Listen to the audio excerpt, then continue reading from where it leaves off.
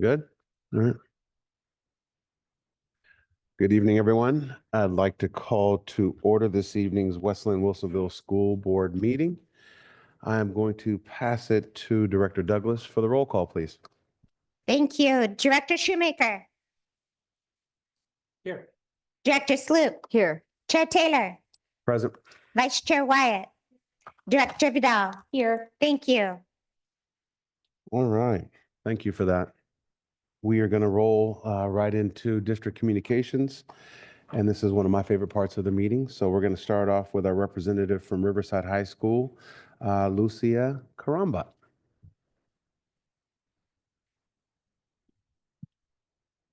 Hello, Dr. Ludwig and board members. Thank you for having me here to update you on Riverside. Since I saw you last month, we've had another information night on January 29th. Lots of potential future students and their families came to learn more about Riverside. Some students from Raptor Crew gave tours to everyone there to show them their potential high school learning environment. We also have another information night coming up on February 26th. Anyone who wants to learn more about our RHS program is free to come from 6 to 7. 2 days ago, on February 8th, we had our winter formal dance. It was beautifully decorated by some parent volunteers, and everyone took lots of amazing photos. Coming up these next couple of weeks, we have the ISEF Fair rapidly approaching, with Judging Day being on February 24th. Students are finalizing their projects, making sure every aspect of it is perfect for the judges. They are all competing for a chance to get to state and potentially to get to nationals. Our winter sports are coming to a close with our swim team districts and girls wrestling districts this Friday and Saturday. Boys wrestling districts are on February 21st to 22nd, and our girls' last basketball game is this Thursday, while our boys' last basketball game is on the 25th. We are so proud of all of our student athletes who put so much effort into this wonderful sports season. Yesterday, on February 8th, Miss Wilhelm hosted a luncheon for some of our women athletes for National Women Athletes Day. They all got recognized for their hard work in their chosen sport this season. We have our next school play coming up. The death of Vinnie Keller remains a mystery over 100 years later. Can the paranormal investigators figure out who's responsible? Come see our new drama play, Crossing Over, on March 13th, 14th, and 15th at Riverside High School. Riverside is hosting more tours for all of the eighth graders at all of the middle schools. We are so excited to finally give them the opportunity to see Riverside before they make their decision on which high school they want to attend. This Wednesday, we are inviting Rosemont Ridge Middle School. This Friday, we are having Wood Middle School. Next Tuesday, we have Athey Creek. And next Thursday, we have Meridian and Three Rivers. Our Rotary Interact Club is trying their hardest to find a date to place our peace pole somewhere on our campus. The club board has been discussing this at every meeting and are close to ordering the pole for the ceremony we hope to have in the near future. Today, we also have our business teacher and some business program students to speak about how great this program is. Thank you so much for having me here. I'll be up here again soon.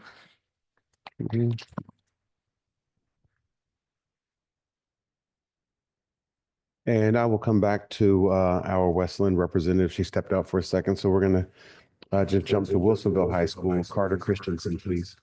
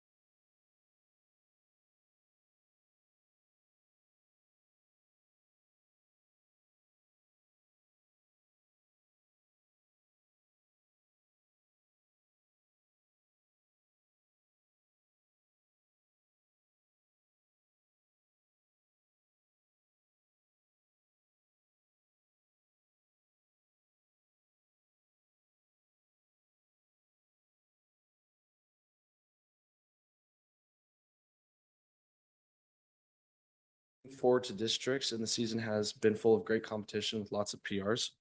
Our wrestling team recently had a great meet against Milwaukee where they won 58-18.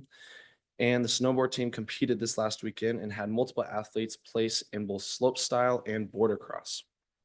And finally, our cheer team is looking very forward to state this upcoming weekend on the 14th and 15th.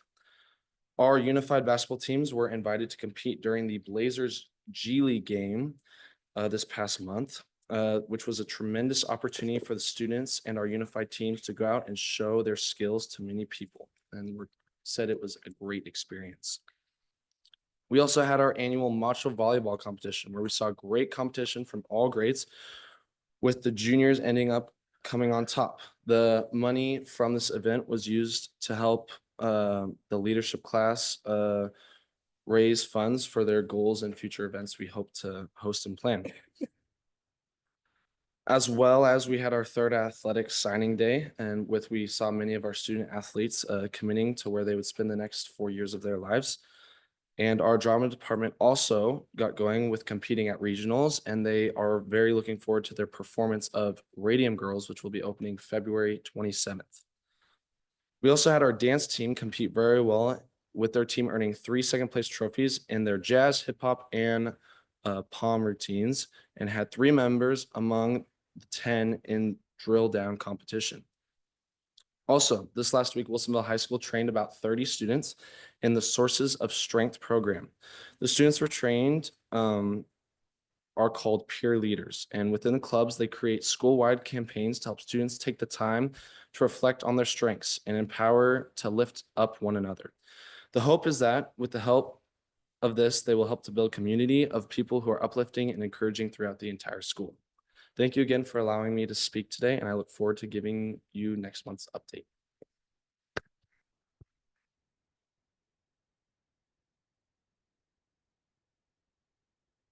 And now for our West Linn High School representative, Mia Harmon.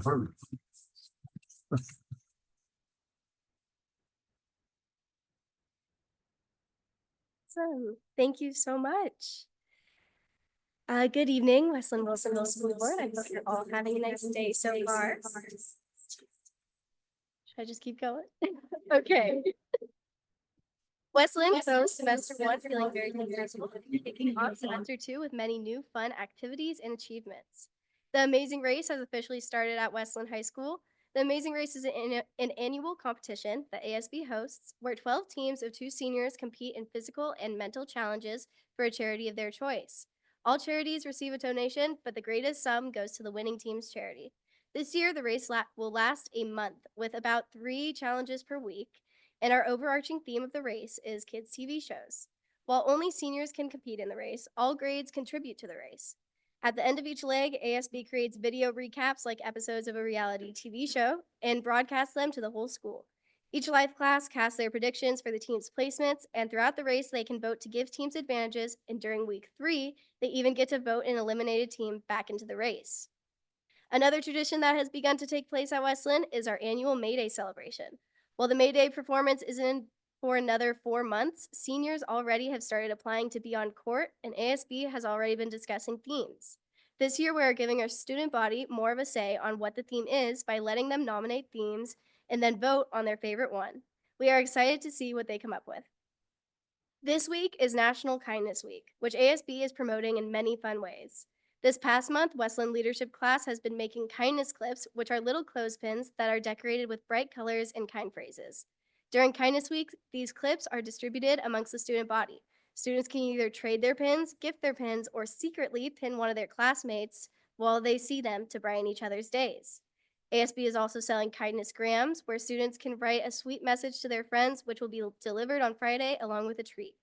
Throughout the week, there will be fun activities in the library to help spread kindness across campus. February is also Black History Month. To celebrate, ASB has teamed up with our Black Student Union to sell Black History Month t-shirts in our student store. All proceeds go to BSU, who will be hosting a Black History Month celebration for our student body at the end of the month. This past month, Japanese classes had a traditional Japanese mochi making class in our commons. Students and staff, including Mr. Mena, had an incredible time embracing the Japanese culture and learning this new skill.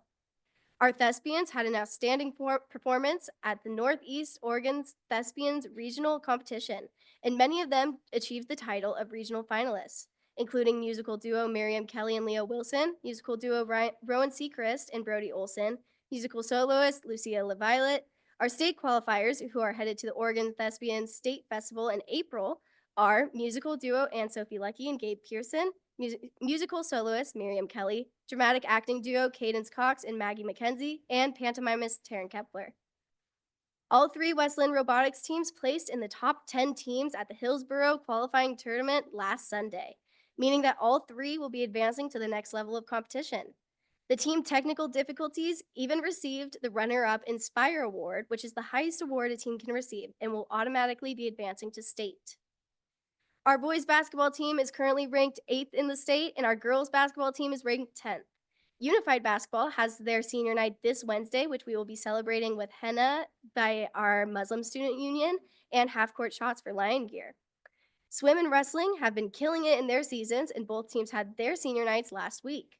Dance has taken home multiple first-place trophies so far, and our cheer team has had a very successful season so far as well, with 3 first-place trophies for their game day routine and 3 first-place wins for their traditional routine. Cheer heads to their state competition this Saturday at Oregon City High School and performs at 8 p.m. The girls made history last year by being the first cheer team ever from West Linn to win a state championship and have been working extremely hard this year in hopes of becoming back-to-back champions. That is all I have for you tonight. Thank you so much for having me. I look forward to next month.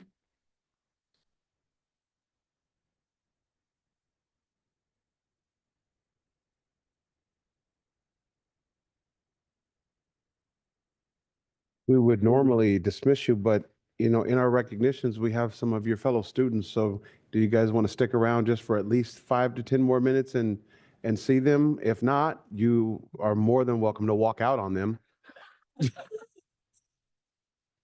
So there's no guilt in there. So but I will move right into recognitions and turn it over to Dr. Spencer Iams.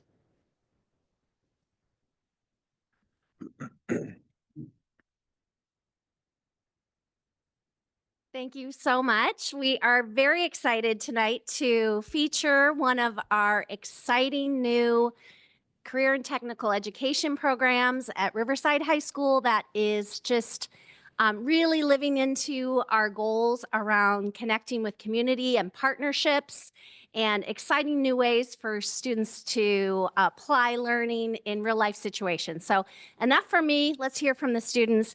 And let me start with Mr. Mike Mitchell, who has planned this program and been the implementer all throughout. I also want to give a shout out to Lauren Appy, our career and technical educational coordinator, who has supported every bit of this as well. So Mr. Mitchell, come on up.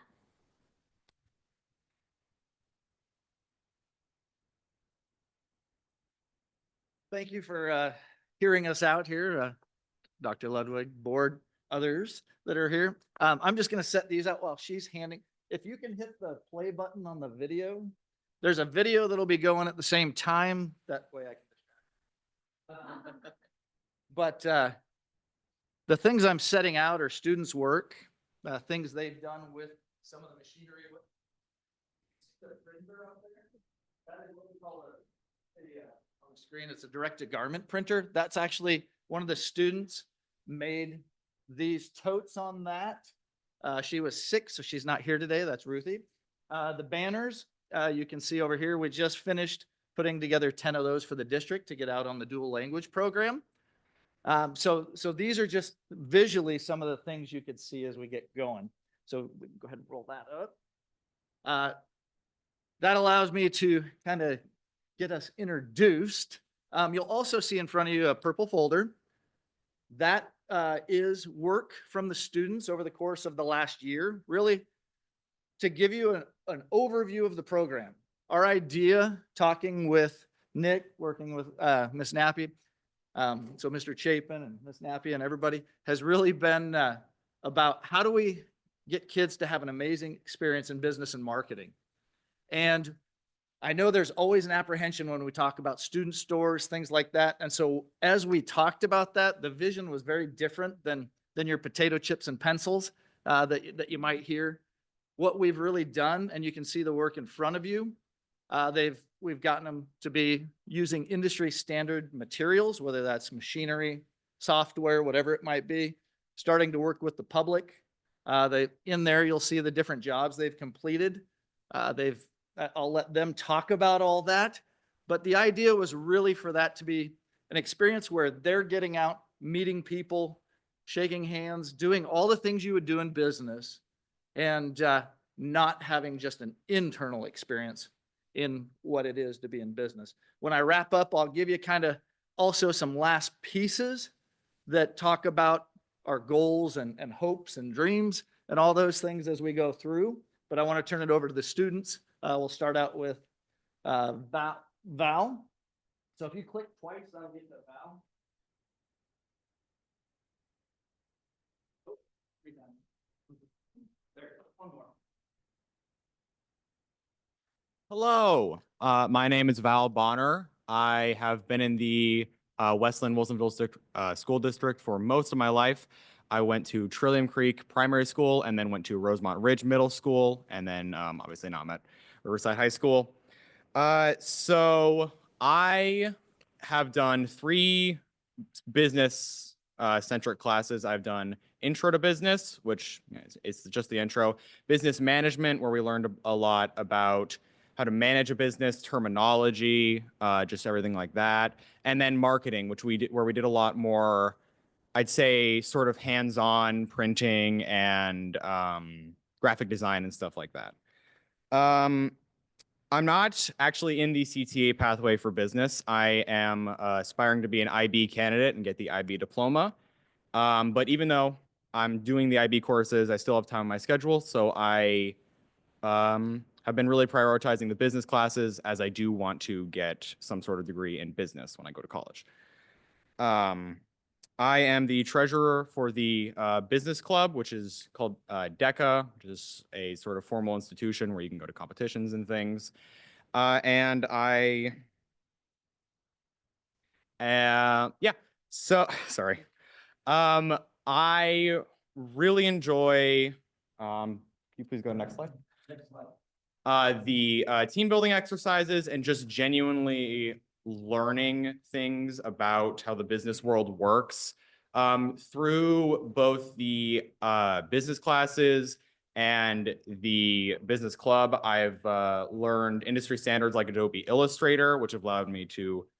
Graphic design was sort of a mystery to me. I didn't really understand how it worked. And now I guess I know how it works because I've learned how to use Adobe Illustrator. I've learned how to move things onto printers and to digitize them, which is apparently very, very helpful for the business world. I didn't know how much you needed to really like vectorize and digitize or else things look pixelated and things. We sort of have these niches in the classroom where one person will be the shirts person, or I handle the banners, the banner prints that we do. As you saw, we printed some of those. We've printed banners for this cafe named Roxy's Cafe, which was really fun. I believe that was our first major banner job. Since I'm the treasurer, I handle invoices, and learning how to do an invoice was something in and of itself, which I thought was very helpful. I didn't know what an invoice was. I didn't know anything. And I think it was really useful to actually be able to do it, because actually building an invoice and billing people and talking with actual clients is a lot better than anything you can do on a worksheet or a test. The business club has grossed about $7,500 in revenue, and we are steadily gaining new business. Obviously, we did the banners for the district. We recently did the band t-shirts for our school band. We did Roxy's Cafe and this company called After Hours, which is a maintenance company. So I really personally enjoy just learning the business skills, and I'm excited to see where we can go in the future. Okay, thank you for your time.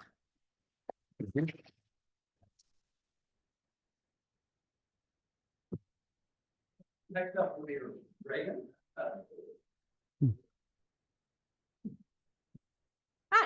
I've been in the school district since elementary school. I went to Willamette Primary, Athey Creek, and now I go to Riverside.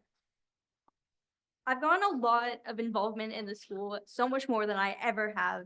I've been in the band program and the business program, and it's all been so amazing. And business program has taught me so much about how to create my own designs and also how to use other people's designs and make a contract so I can continue to use the design and sell it to make profit for the band program. For example, the shirt I am wearing, Miss Ludwig also has one. The, I have been able to use the skills from the business program so much, and I continue to use it every day. It's always been so helpful, having Mr. Mitchell, because every time I have a question or just a little bit of advice, I always have him to go back to.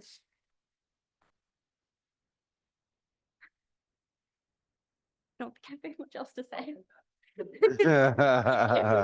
Good job. Lucia is subbing in for Ruby today. Ruby was ill, so we really thank you for jumping in and sharing. Hello again. I've been in the district since 3rd grade. I went to Cedar Oak and then I went to AP Creek and now I'm at Riverside, as you all know. Last year I did marketing for one of my IB classes, and I'm hopefully going to be in the business IB program. And last semester I finished my business management class as well. And honestly, my favorite part about both classes was all of the machinery that we get to use every day. During marketing, we got to design and print out all of our creations. Up there is one of my stickers that I made. It is the best thing ever. I really love doing it. I'm wearing one of my shirts that I hand designed and hand printed myself. Yeah.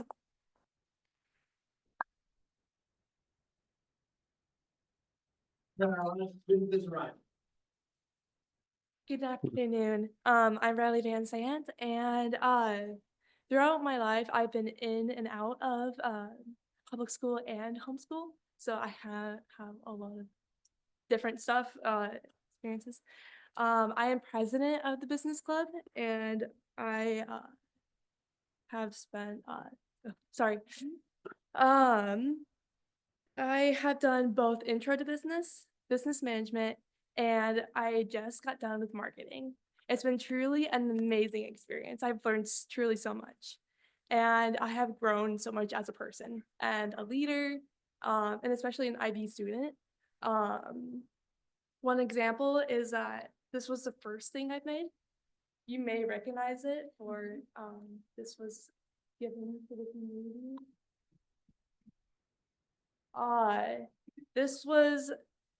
So I made this without any experience at all. I didn't know digital art. I didn't know anything. So it was truly an amazing experience because not only did I have to just learn to be confident in myself, for at that point I was really shy. This was sophomore year, and I was just unsure in my ability, but I had to not only create a design, but I had to go to someone and say, hey, this design is on paper. How do I put this on a shirt? And I had to call them and all sorts of stuff and communicate and problem solve. And I wouldn't be able to do that without having someone to guide me, which is why I love the business classes. I just continue to grow on and on. Then there was Roxy's Cafe, which was me growing in my abilities as a digital, they're just doing art for any business. And that was in digital art and on Canva. That was, so sorry, I'm really nervous. So yeah, that was also really cool because I came up with different ideas and we had to choose a design, and I made it and had to pick different things from different designs that were liked and disliked, and that taught me to be patient with myself and just to continue to grow in that aspect. And then after hour, I finished that just recently, and this was kind of a big jump, from the nutrition services to now. from being able to only draw something and be able to figure out how to go from there to completely going from and then ending up on Adobe Illustrator, which is kind of complex. Something I'm still growing and learning. And yeah, it was just a really great experience. And it challenged me a lot. This whole experience with business has challenged me a lot. And even now I'm being challenged to speak to you guys. And yeah, I'm doing so great. So I love the business class because it's taught me to take risks. It's taught me to just push myself even when I'm uncomfortable.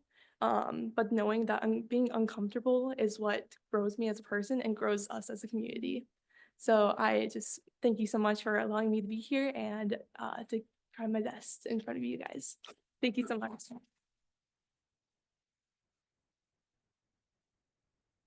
Again, they say it much better than I can. It's amazing to see them work every day. I just want to kind of give you the last bits of what the program is trying to be and where we're headed. It really didn't get kicked off and going until about semester of last year, when we started to get machinery, started to become a little more hands-on. You know, they're all able, doesn't matter if it's these students, additional students, what you saw is up there was a lot of their work. And they're all able to enter the class at different points, not just exit at different points, but it allows them different entry points that they can really shine and do well at what they do. The idea is of the business itself is that we can be somewhat self-sustaining. As you saw, you know, we brought in revenue of $7,500. What that does is it allows us, and that's just in a year, but that allows us to buy ink, to buy product, to help with maintenance of machines. And we will be starting in a separate account that'll allow us to upgrade or add machines as we go. And we know in the days that we're in, if the best we can do to be self-sustaining, the better. And so that's really been a big part of this and is a big part of kind of the inspiration as we move forward. Like I said, these guys have been fantastic. I am a product of West Linn High School. I'm a West Linn alum. I had Pat Bailey as a business teacher when I was in high school. So it did exist at one time. And so it's awesome to be back because it is something that I really enjoyed. I found and over the course of my teaching have also been in business, whether when it was I was overseas, we had an international business that dealt with cloth and trophies and things like that. And then back here, we started a lavender farm at our house. And that's a lot of what I share with these guys. And so I am really in the position of just facilitating. They do the learning. Everything they get a lot of times is a byproduct. When Reagan talked about her contract and signing that wasn't something I taught. That's what she learned by doing. Yeah, when Val talks about the invoicing, it was just, hey, I'll help you get it. We'll go from there. So the byproducts are what we care about as well, not just what the academic portion is. So thank you for your time. Hopefully, oh, sorry, the purple folders, they're going to be working on their portfolios. So if I can steal those back at the end. And then the others is the one that's in the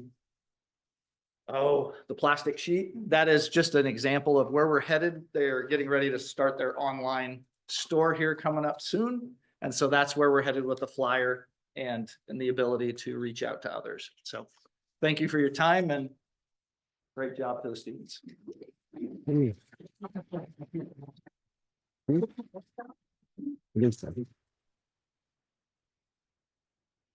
Okay. We'll test some tests. We might have some questions, so hang in there, students. Any board members have questions or comments to our marketing class, business marketing class? I just want, oh, sorry. No, Is it- we can start Okay, this go- way. okay, Yeah, okay. we'll start this way. I just wanted to commend you all for your creativity, your entrepreneurship, and your resiliency. This will all serve you very well after you graduate from high school. So thank you so much for sharing your great work with us. I really appreciate it. All right. Thanks for that presentation. And I want to remind you that fear of public speaking remains the greatest fear above fear of heights, fear of spiders. It's fear of public speaking. So great job. And I'm happy to see that this is putting you in positions where you are forced to grow. So good work. And thank you, Mr. Mitchell. Yes, I appreciate you sharing about the Career Technical Education Program with business marketing. And it's very clear that you guys are developing some great business and entrepreneurial skills. So well done. Keep up the good work. Vice Chair White? I do have a question.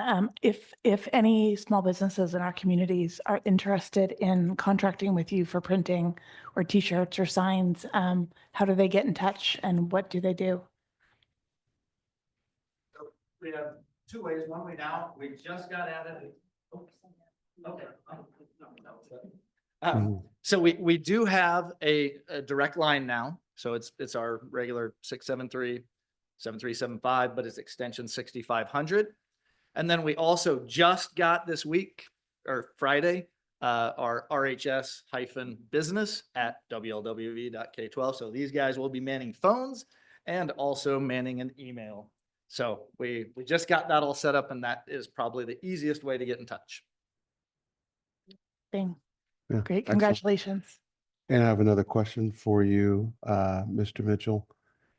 The roll-in machines that you currently use, Yes. are they cut? Do they cut and perf cut also? Yes, they do perf cuts. They do all kinds of cutting. Yes. Okay. And do you guys have room for another machine? Do we have room? Of course. Yeah. I don't know where yet, but yes. Okay. Well, I say that I was just talking to some of the board members up here. I have a brand new Roland 54 or 60, Uh-huh. one of the big ones with 8 Yep. cartridges and whatnot, and I'd be willing to donate it to your program. Oh, that'd be You have to awesome. come get it. We'll but come get it.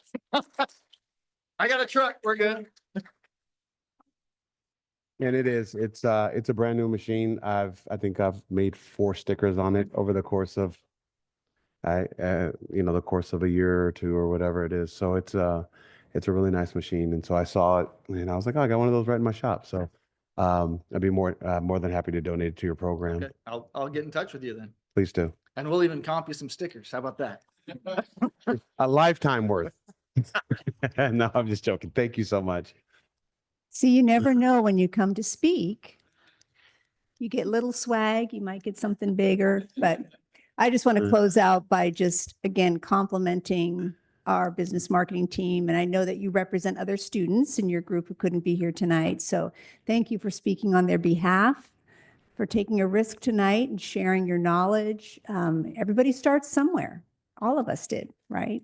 And you're doing something that a lot of high school kids don't get an opportunity to do until they get to maybe college or adulthood, which is to share their work publicly. So good for you. Kudos to all of you. Nice job. And I'm your walking advertisement. I'm constantly wearing something from Riverside whenever I can. So thank you so much for being proud of your school and putting it forward in all that you do. And could I just say, Laura, did you write the grants for the machinery? So could you stand? So those big machines didn't just happen to, we do have a benefactor here, but it was also a lot of adults spending a lot of time navigating where they could get those grants and those donations. And so thank you, Laura. Thank you, Nick Chapin. Thank you, Mike Mitchell. There's a lot of adults making sure that kids are successful and have those real industry tools. So thank you so much for the time you put into that. Appreciate it. And go Riverside. Yay.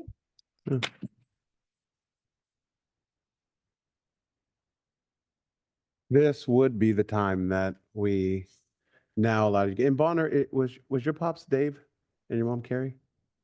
No? Is your mom and dad Dave and Carrie?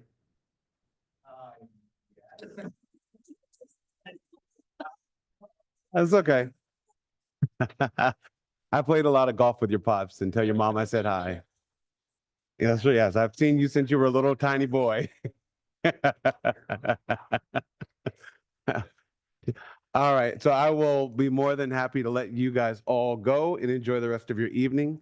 And thank you.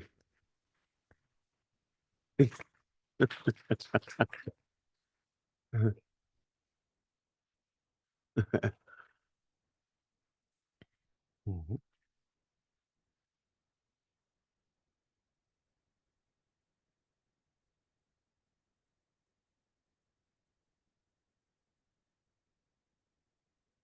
He's still in shock. I've known him since he was knee high to a grasshopper. So.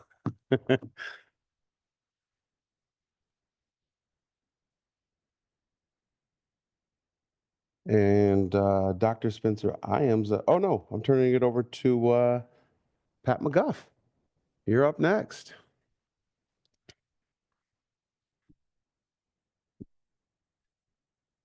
Good evening, board. Come on up, Jeremy, Silvio. First, I wanted to introduce Jeremy Nichols. I don't know if you've known that Jeremy has now assumed the role of safety and transportation supervisor. And one of his areas of responsibility is student transportation. So because this is School Bus Driver Recognition Week, Appreciation Week, I'm going to turn this over to Jeremy. Right on. Thank you, Pat. Board, so good to be here. This is wonderful. And what an honor with this new responsibility. It's my first school year being the liaison to first student. And so representing tonight is Silvio Salas, who's our assistant location manager. Our location manager, Daniel Lee, went to his son's wedding in Vegas. How about that? So we really appreciate the teamwork that we have with the management crew. They are unbelievable. The miracles that they make happen through their drivers every single day is phenomenal. They transport about 5,500 of our students on a daily basis. So that's over 10,000 AM and PM. That's a miracle that we're getting students to and from school safely every day, almost 100% on time as well. They troubleshoot problems that come up. They do a great job with all of our students, just like we value our inclusive practices in our district. The way they handle and their care for all of our students, no matter the needs, is truly touching. The bus drivers are a trusted adult. So you can imagine the little kindergartners, getting onto the big school bus for the first time, and that smiling face, and that reassurance to the parents that, hey, everything's okay. We've got your student. We're going to get them to and from school safely. It's going to be a safe environment on the bus, loading, unloading, those types of things. Should mention we have about 120 drivers. So first student's done a phenomenal job of recruiting and retaining a lot of drivers. I know Silvio's over here saying, yeah, like 10 more, 15 more. So anybody watching this, if it's a great company to work for, we really like partnering with them. And, what shouldn't be missed is they also handle all field trips, all of those changes that happen in the co-curricular. Let me tell you, they can change on a dime because, let's say it's playoff time and if you win or lose, especially in the spring coming up, they're really put to the test because the trips can change in a 24-hour period. You don't know, but their routing team is truly, truly wonderful. And the way they can adjust on the fly. And we just want to express our heartfelt gratitude and the way that your drivers interact with our students. And we just want to say thank you. I know we have some goodie bags, correct? Silvio, would you like to say anything? All right. I just want to say thank you all. You guys always do an amazing job making our drivers feel like we're part of the community, part of the team. When they heard that I got to come here and accept an award, they were all super excited. So I can't wait to tell them all about it. But thank you all for making us feel so welcome. You're welcome.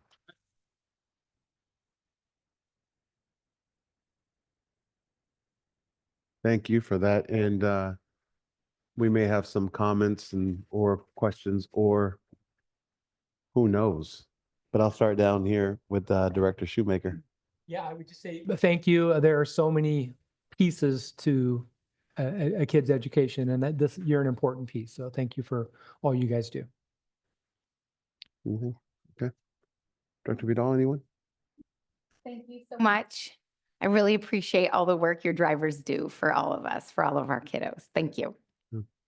And I'd like to echo that. Thank you so much. I see you guys everywhere in the mornings. You know, sometimes I'm ducking and dodging you, but I always stop. So thank you for what you do. You know, giving our kids a safe way to and from school, and we don't take that for granted. So just know that. Thank you. Dr. Yeah, Ludwig? Sylvia, before you leave, I just want to thank you and Dan for the leadership that you brought to your department. I know that over the last few years, as leadership kind of came and went, and then I think the two of you have brought this next level of communication and reporting that we haven't had before in our system. I don't know if I'll have to send you a copy sometime, but we get about once a month. Once a week? Is it once a week? Okay. A report of all the buses, their rate on time at each school, how their recruiting is going of drivers, how they're handling maybe a situation that week or that month, trainings that they're doing. So this is proactive communication that has been new in the last year, and it has been so helpful. We know we can always pick up the phone and ask, but to have these kind of formalized reports has just been outstanding. A couple weeks ago, we all sat in this room talking about inclement weather, and we got to test it out. We all start calling each other at 4:30 in the morning, and that's Dan and Silvio on the line as we make decisions about snow or ice or late start or snow routes. And their drivers are out and about that early in the morning testing roads when it's dark and nobody else wants to be out. But student safety is their number one priority. And it can't go also unstated. Thank you, Jeremy, for mentioning that, how important it is for a young child to know that their bus driver is another safe adult that they can reach out to if they're concerned about something before the school day has started or at the end of the school day. And so really appreciate the caliber of staff that you seek to hire, the communication, the training, and our partnership. So thank you so much. Please extend our appreciation to Dan and the team. I will. Thank you very much.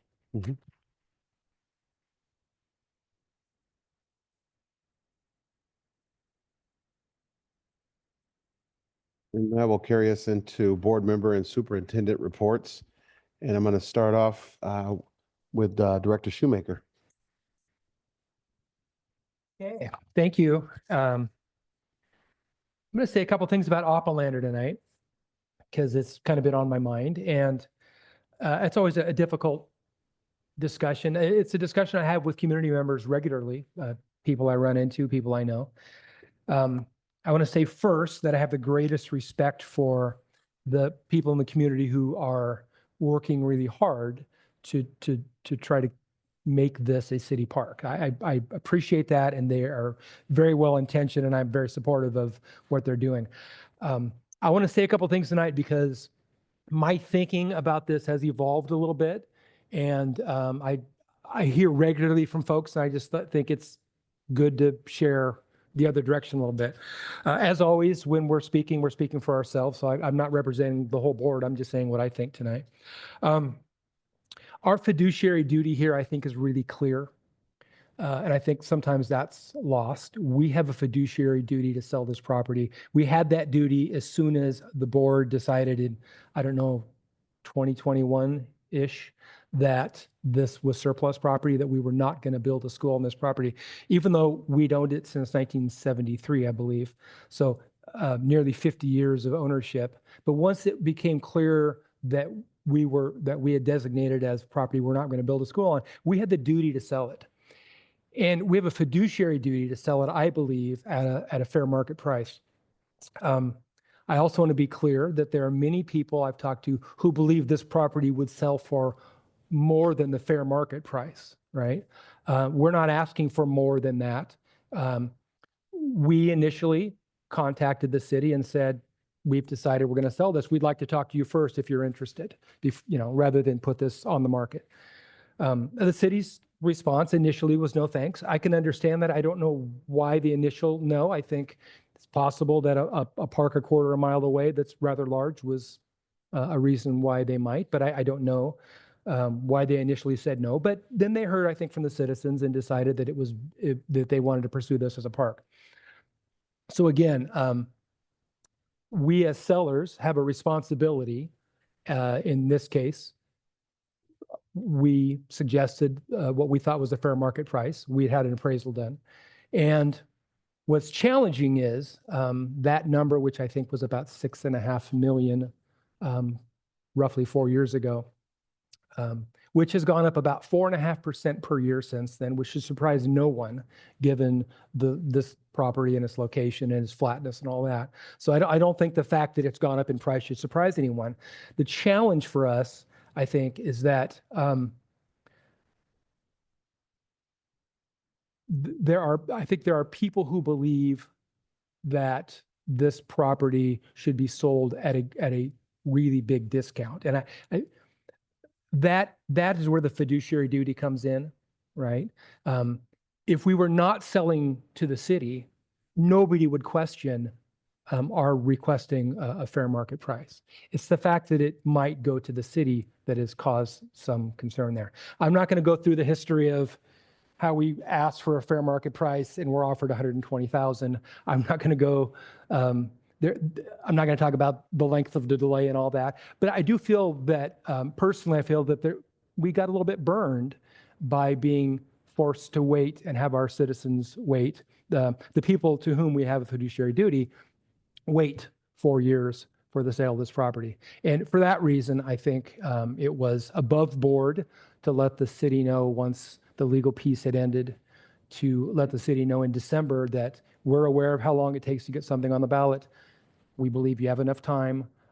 I think that was a reasonable thing to do. And as sellers, to give a price and say, this is the new price, I think that's a reasonable thing to do. I'm frankly a little bit insulted when someone says, well, you don't want to come to the table and talk. We're the sellers. Sellers give a price. Buyers can figure out the financing. And lastly, I just want to say that this was always going to take a bond and the city asking the people whether they want to buy this property. That was always going to be the case. And that's where we are. And I'm sad that it's 4 years later, but that's still where we are. So I hope that that's what happens. I hope that the city will ask the voters. I personally would vote for it because I would love for it to stay. I think of all of us, I think I live the closest to the park, 4 or 5 blocks away. But I think that's what has to happen. And I don't see much point in delaying that. I hope that happens. I hope it happens soon. So that's all I got. Director Sloop, the floor is yours. Good evening. It's nice to be back in the board room where I can hear everybody and we can see each other and we're kind of on the same level. Sorry about my voice. I've been sick for over a week and this is actually my first day back. So first I wanted to say just a final thank you to everyone who is very involved in your steadfast engagement in the Small Schools Task Force and the process. We've read every email, and I appreciate your thoughts, perspectives, and opinions. Past several months have been definitely difficult, yet inspiring. I appreciate the connections with the families that I've made in our community, touring the schools, even walking with families to school, and attending a Friday morning community assembly at Bolton. Dr. Vidal is going to report on our Advocacy Day in Salem. But I just wanted to announce that today I filed to run for re-election for my position on the West Linn-Wilsonville School Board. I'm honored to serve the community that I grew up in and my husband and I have lived in for the last 28 years to raise our family. I'm truly grateful for the opportunity to engage with the students, the staff, the parents, other community members in our school district and advocate for students to create learning communities for the greatest thinkers and most thoughtful people for the world. Thank you.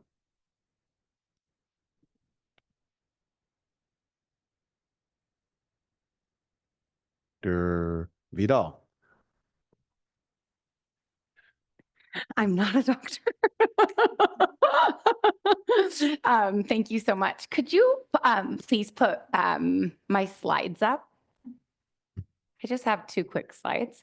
Thank you. I wanted to give a quick reminder to our community that Director Sloop and I and parents and family members are going to be in Salem. You could please go to the next slide on February 17th from 9 to 12.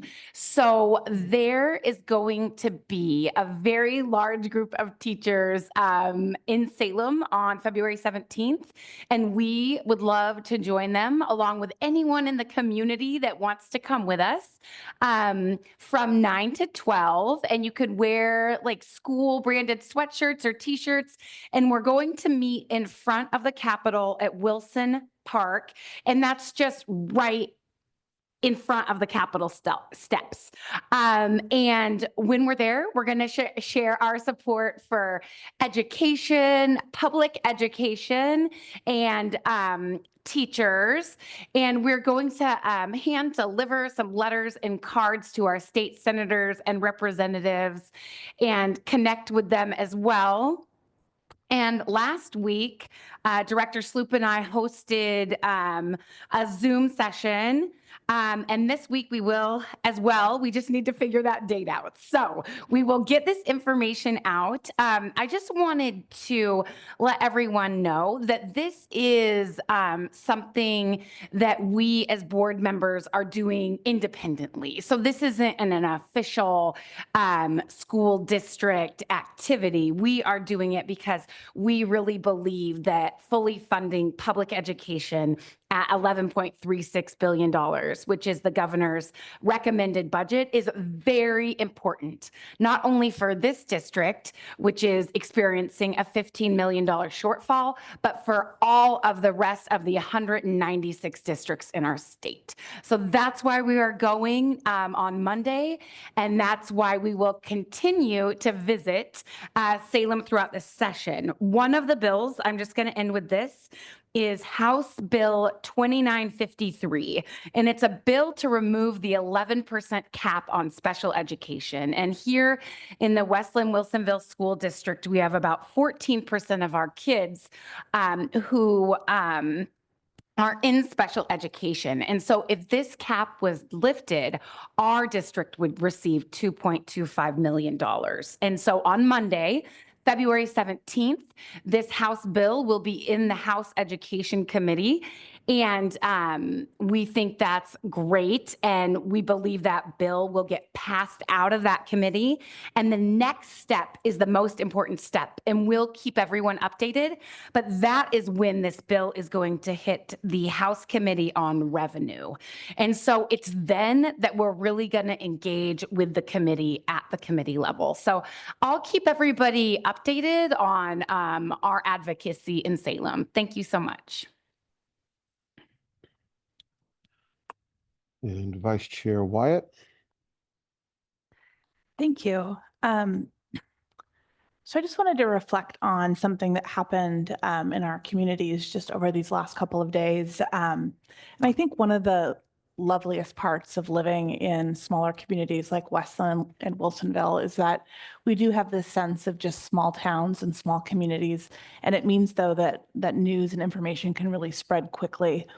But I think once our packets were shared online for tonight's meeting, the news started to spread really quickly that all of a sudden we had found $2 million in our budget, and that all of a sudden we were able to save, I think it was, 19 teaching positions.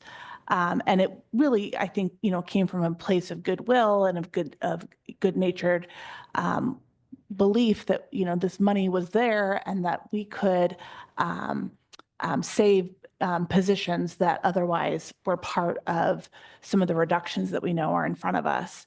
But really, if just on page 2 of the memo, there was this explanation about how our local tax revenue is in direct proportion with our state shared revenues that we receive. And so even if we get more local revenues, it's counterbalanced with the state shared revenues that we receive. And then also Dr. Ludwig had shared previously that those funds had already been accounted for. And so what it made me reflect on is what a precarious time we're in right now.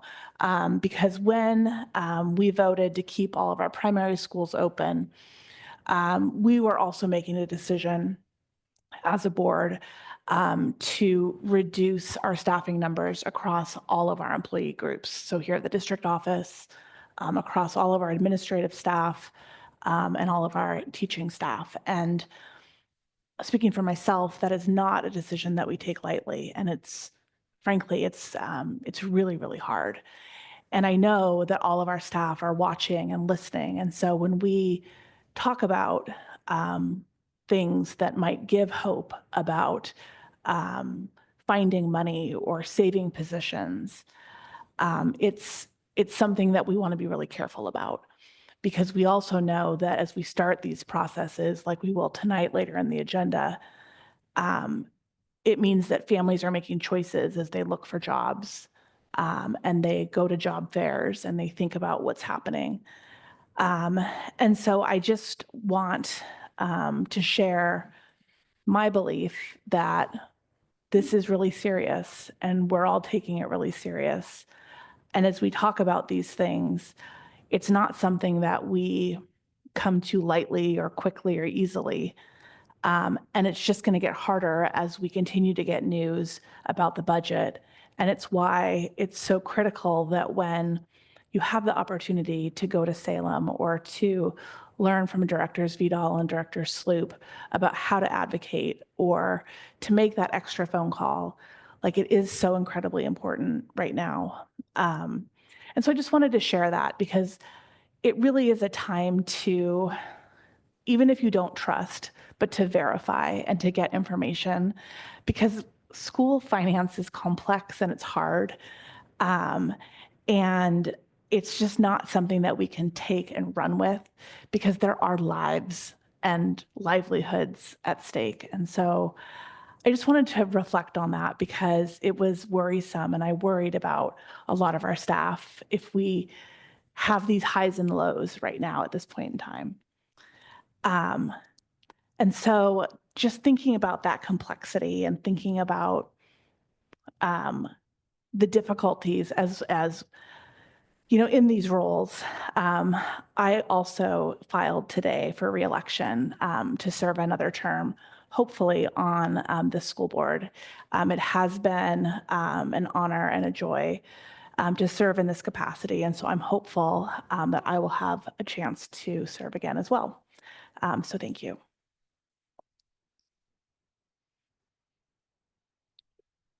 I guess it's my opportunity.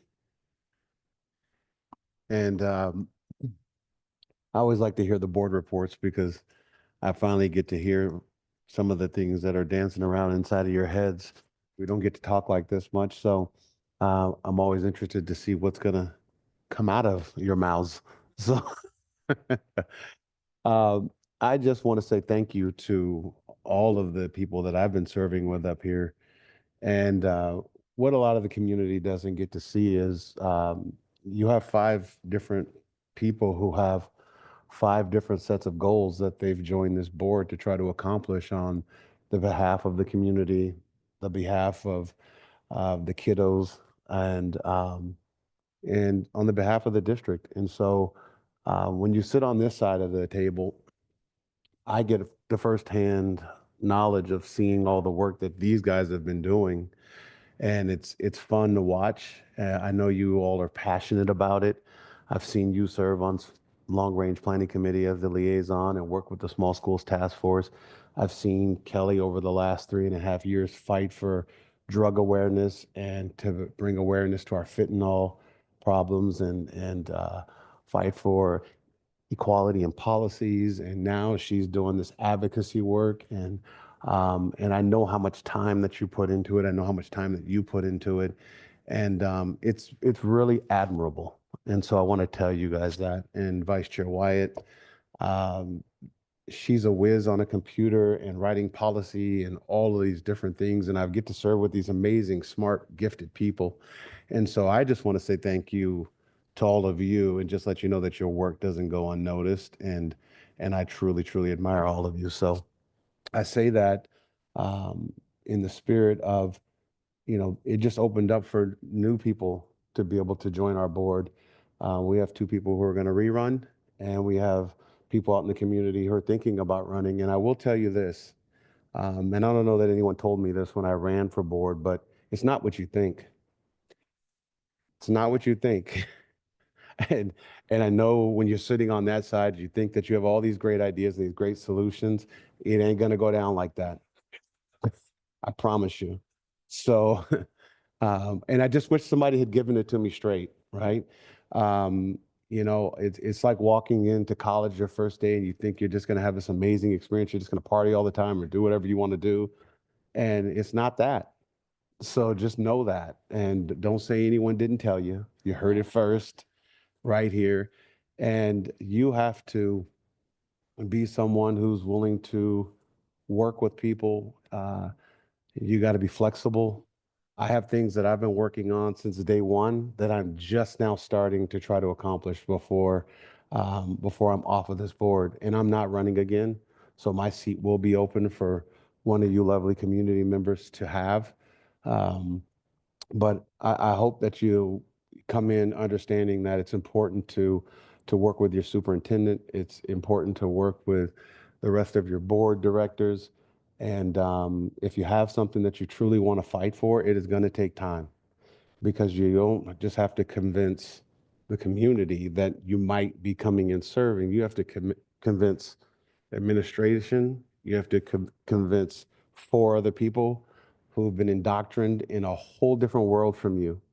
And I always find it interesting that people think that just because the values that you run in your home work for you, that doesn't mean it works for the rest of our school district. So when you send us emails telling us how great your house is or how great things are going in your life, and you have the solutions for everything because you've experienced some problems, it ain't going down like that, and it don't work like that. So I'm just here to let you know that now. And if anyone who's going to be running for board wants to have coffee, I'm known to drink a glass of wine or 2.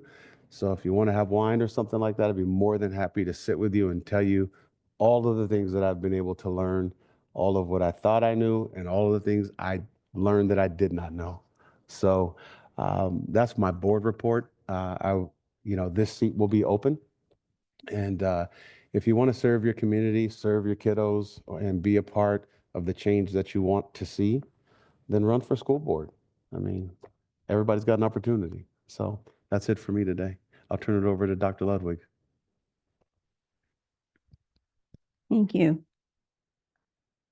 I know we reserve usually June to thank each other as well, but I really appreciate the opportunity for us to kind of midstream pause and reflect on all that you're doing. And we often say as a team, how fortunate we are to have the caliber of school board that we do, the way you all work together.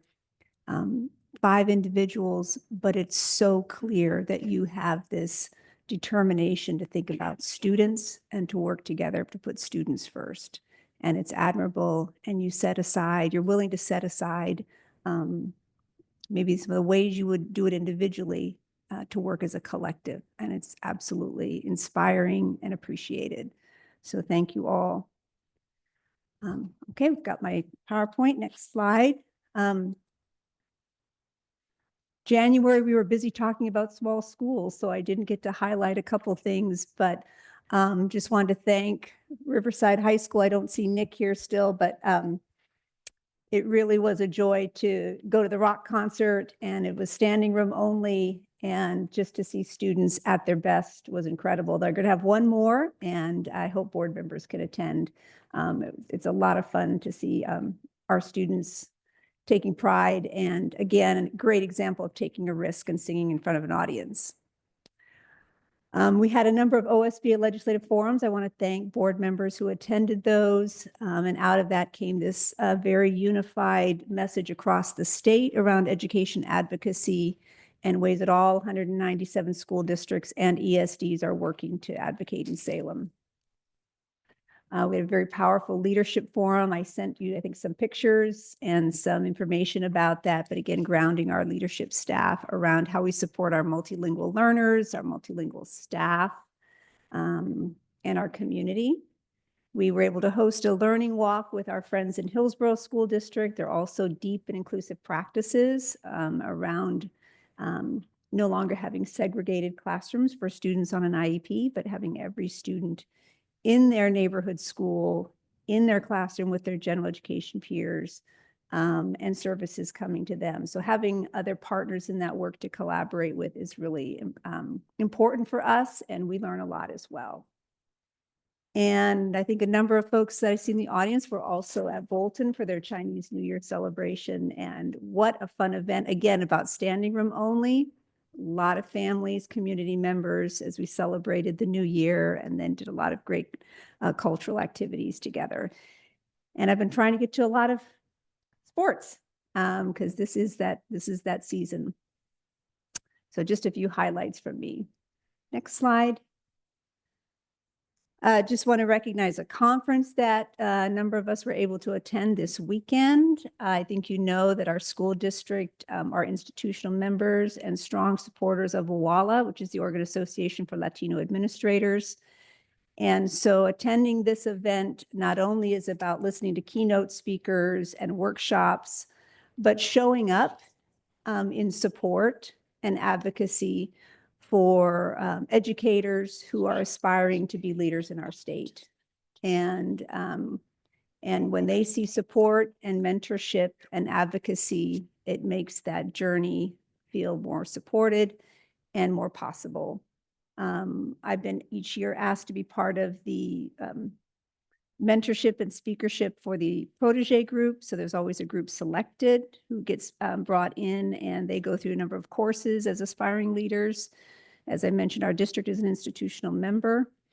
There was networking on Friday. I want to thank Barb Soyson for helping to co-facilitate the Owala luncheon on that Friday. And then Saturday, we spent the whole day listening to speakers and being in workshops together.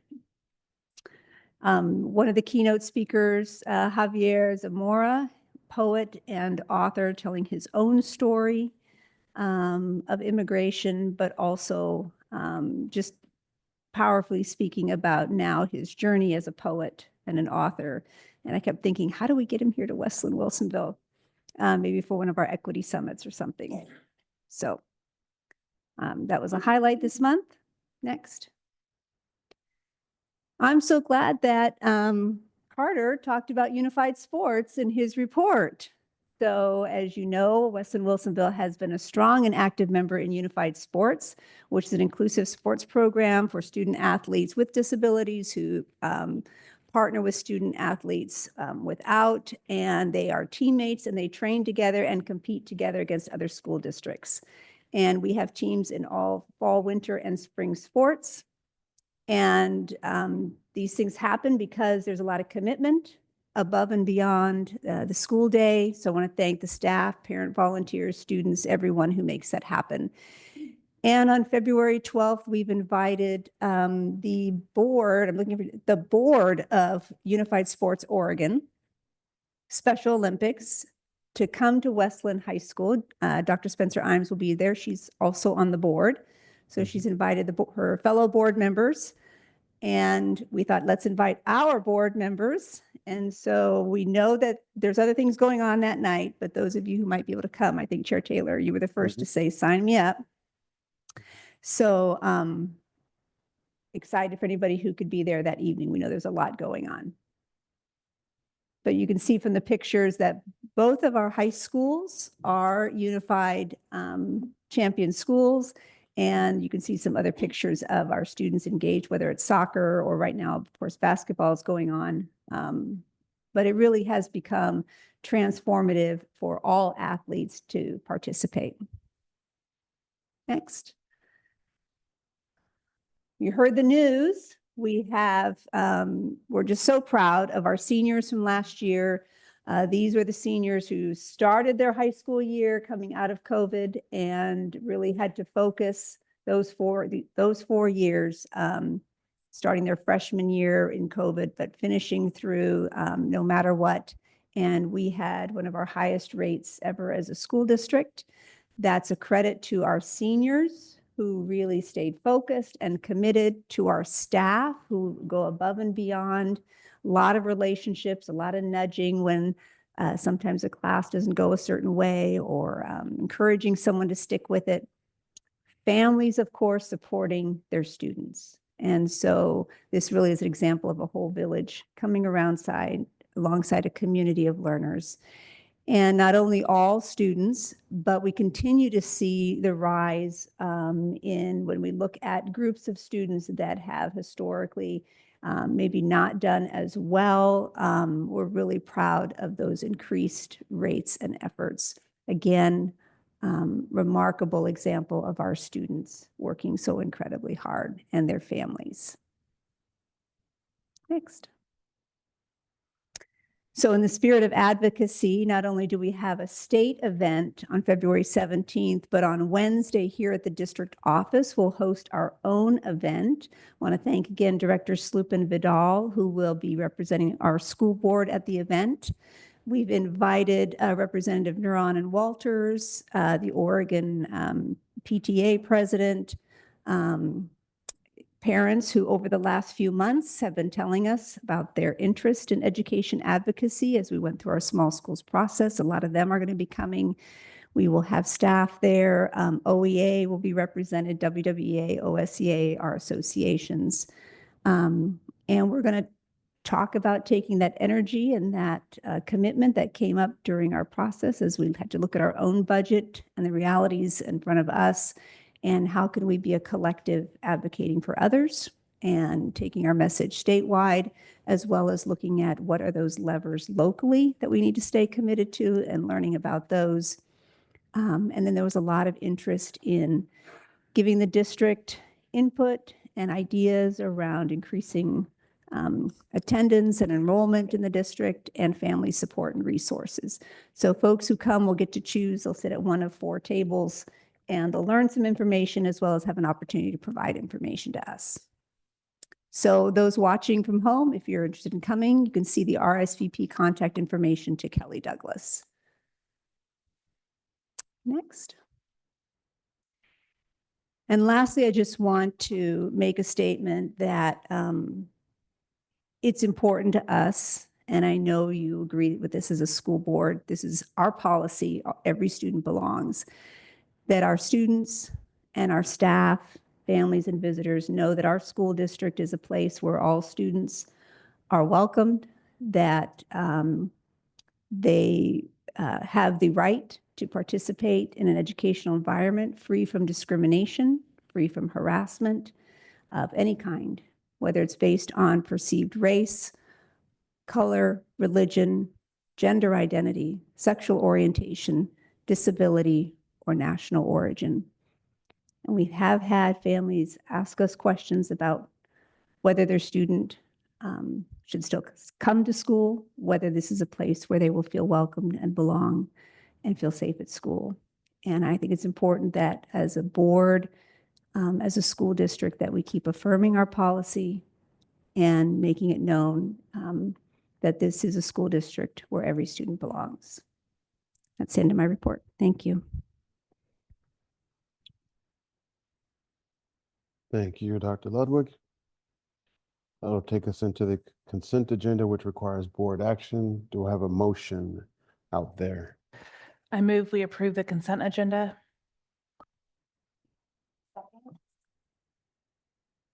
I will pass it to Director Douglas for the vote.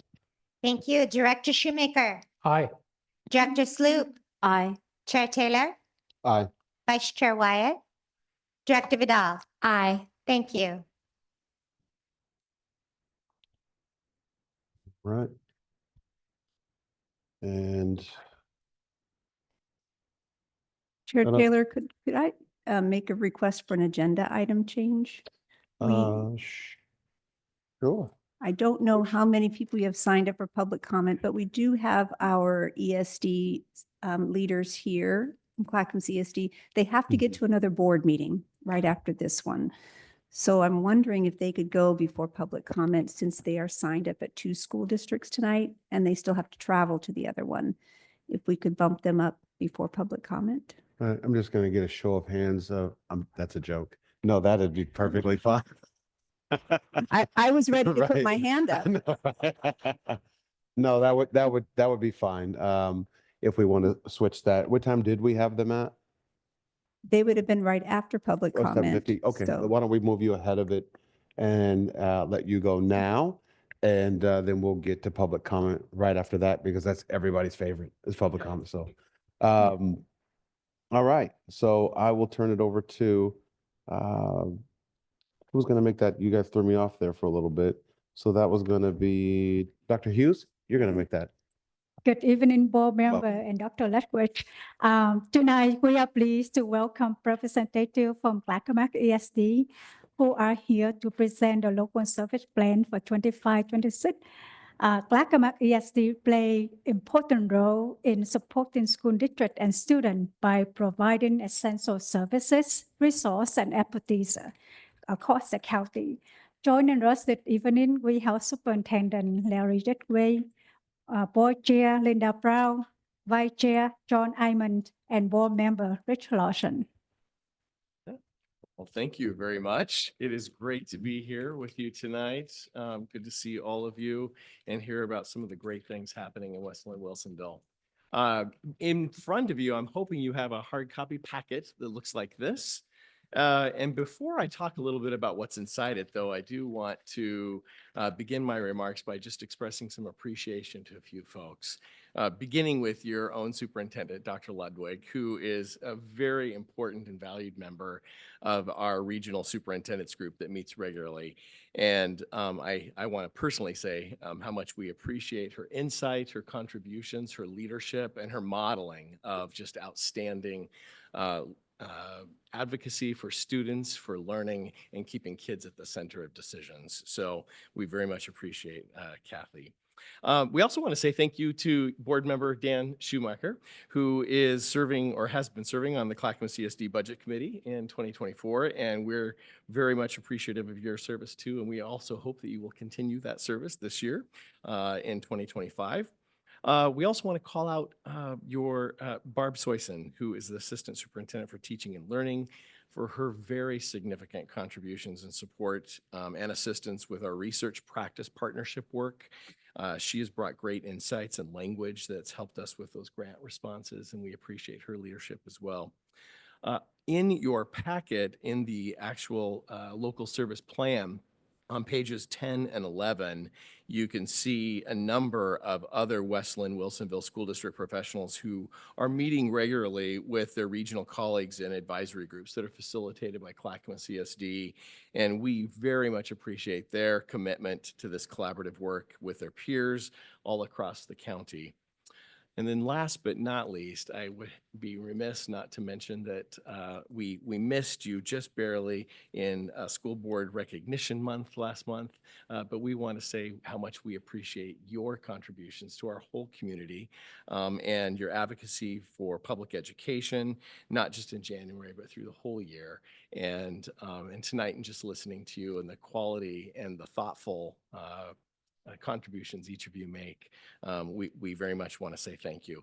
As a gesture of our appreciation, we did include a packet of note cards that feature art from our last art regional show, and we hope that you know how much we appreciate your service. So there are a few documents in your packet, but I want to begin by talking about the one that you're actually being asked to approve, and that it looks like this, and this is the local service plan. And the local service plan is annually developed. It covers all of the services that the ESD is providing to our local school districts in the coming fiscal year. It reflects work that begins with our district advisory groups that provide input on that plan development. That then goes to our regional superintendents who deliberate on it. And then finally, our ESD board approves that before it comes to each of our school districts for their approval as well. It reflects for this 25-26 school year coming up, a very productive partnership between Clackamas CSD and all of the school districts that we serve. It serves as a comprehensive review of our services, including resolution services, and those are the services that are offered to and paid for by all school districts. And that includes some areas of special education, technology and data, teaching and learning support, as well as some direct revenue that can be put or applied to ESD services of your choice. It also outlines some contract and grant services that are paid for by multiple state and federal sources or by school districts that actually request them. And that includes areas for like early learning and student support services, many special education, technology, and teaching and learning services. And again, this local service plan has been approved by our Clackamas Chief Administrators Council, which is all 10 of our Clackamas County superintendents and the Clackamas Community College president, and our ESD board. And that's here for your review and approval tonight. But we did include a few other documents that I want to call to your attention. One of those is the West Linn-Wilsonville fiscal year in review. And this is just a document that's a detailed report for the 23-24 school year about your district and indicates the overall value of services that were delivered by Clackamas CSD and highlights some of the key services that we made available. And in your print packet, we also included a copy for each of the other school districts too, for your reference. But for West Linn-Wilsonville, I do want to highlight a couple things. It does reflect more than $6.7 million of value of total services, which is an increase of about $400,000 from the prior year. And it does reflect more than $3.3 million that was revenue funneled directly to you. And that's up for about $120,000 from the previous year. It also reflects vibrant partnerships and support for school nurses and counselors, helping to address student mental health and behavioral health needs, providing early learning support services, support students with significant social, emotional, and behavioral challenges, providing data and technology support, and supporting improvements and enhancements to curriculum and instruction, especially in diverse areas such as literacy, math, STEM, and CTE. We hope the format of that report is valuable to you, but we would really welcome your feedback about how we can make that report even more useful to you in the future. And then another document we included was this one here. It says All In, and that's our annual report. And that's just covers a roughly 1 year period from the fall of 23 through the fall of 24. And it uses data and storytelling just to provide you some additional information about what Clackamas ESD and the impact that we have in our region. And we hope that that report is also useful to you. And we would welcome your suggestions and feedback if you'd like to see some other things featured in future reports. And then last but not least, I snuck in a copy of this, the Clackamas County Snapshot. And for those of you who attended in December, our legislative forum with board members from our local school districts and the Clackamas Community College. This was developed and on the back does have our 2025 legislative priorities that reflect the interests of our 10 school districts in Clackamas County. Knowing that you are playing a vital role as advocates, we wanted to make sure you had a copy of that, and know that if you would like additional copies of that, just let your superintendent know and we'll make sure that we get those to you. And with that, I will stop to see if you have any questions. All right, thank you. I will start from the left. No questions, Dan? Any questions, Kelly? No? Director Vidal, no? All right, Vice Chair Wyatt. I just want to say that your ability to storytell with data is like incredible. And as always, just blown away by the quality of your materials.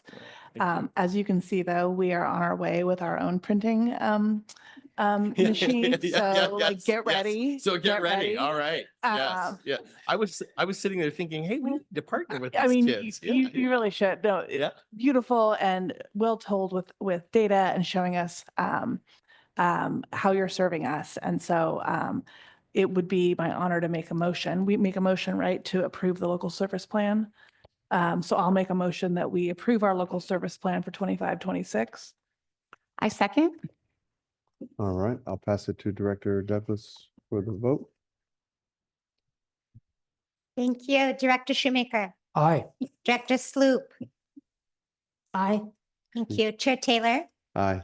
Vice Chair Wyatt. Aye. Director Vidal. Aye. Thank you. Thank you very much. We appreciate the Yeah, partnership. thank you. Before you go, I just want to say that, Larry sometimes has a challenge because there's 10 of us in the room as superintendents, and I think it's like herding cats sometimes. We all get along incredibly well, actually. Yes, And there's such a collaborative spirit, and we do want what's best for each other. And we're thinking about our own school districts, and we have opinions, and we're opinionated leaders. And he's incredibly patient and guides us very skillfully. And I would say it's easy when you have a leader and a mission and an ESD that is so centered on what's right for students and what's right for Clackamas County, for us to be as cohesive as we are. So I want to thank you, Larry, for your leadership. I want to thank your board, who's in the audience, for supporting your superintendent, for supporting the 10 superintendents, as well as Clackamas Community College, Tim Cook. It's very evident to us when we show up at the ESD that there's tremendous support for our schools. We're known by name, we're acknowledged, and our voices and opinions are heard. So thank you so much. I just want to highlight a couple things that you can see in the brochure this year. I want to thank the ESD for taking on, I think we called you at the 11th hour and said, we need some help around early childhood evaluation. We want to switch our model. And there was an absolutely, how can we make it happen at the 11th hour? So I want to thank the ESD for taking that on for us this year.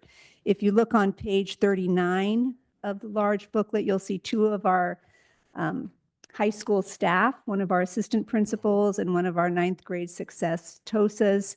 And they were part of this very critical high school success network that's going on across the county.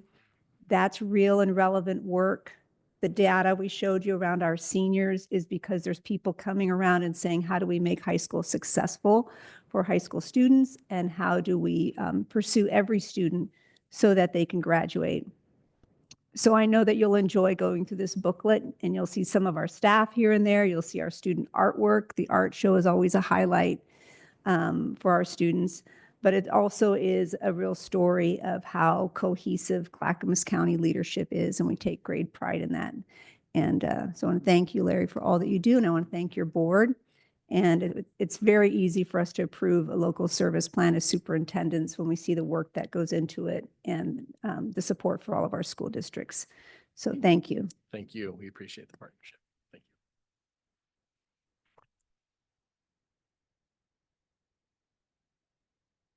you. And as we do for the students, we will do the same for you.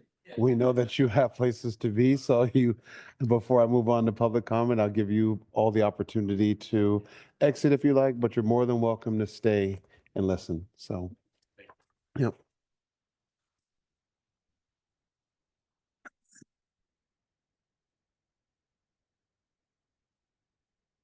Yes. All right. That'll take us back to public comment. And I will give a brief rundown of our public comment etiquette. I won't read all of this. I'll just kind of give you a Cliff Notes version. We just ask that you're respectful to those who are speaking. No boos, no clapping, please. This is an opportunity for you to address the board and speak to us. It's not an opportunity to use it as a platform to address an audience outside of the board. You will have 3 minutes, so we ask that you don't go over the time. There are other people who are sitting in the room waiting to speak and who have families that they may want to get home to. So we ask that you respect the 3 minutes. We will not respond. If there's something that you would like to address directly with any of us, please send an email. We do read those and we do respond as quickly as we can. So please do that. The order that we will go in this evening is we will take comments from our residents who are here in person first. Then we will move to those who are residents and making a virtual comment. So we have people who are at home in the comfort of their homes that want to address the board. Then we'll move to non-residents for topics that may not be on our agenda, which we don't have any of those this evening. So I won't even address the non-resident piece. And if there's someone who may have arrived later who didn't recognize the board there to sign up to speak, please just raise your hand and we'll get your name on the sheet and make sure that you have an opportunity. Don't see anyone, but if you change your mind, let us know. And we'll get right into it. So we're going to start with Rob Fernandez.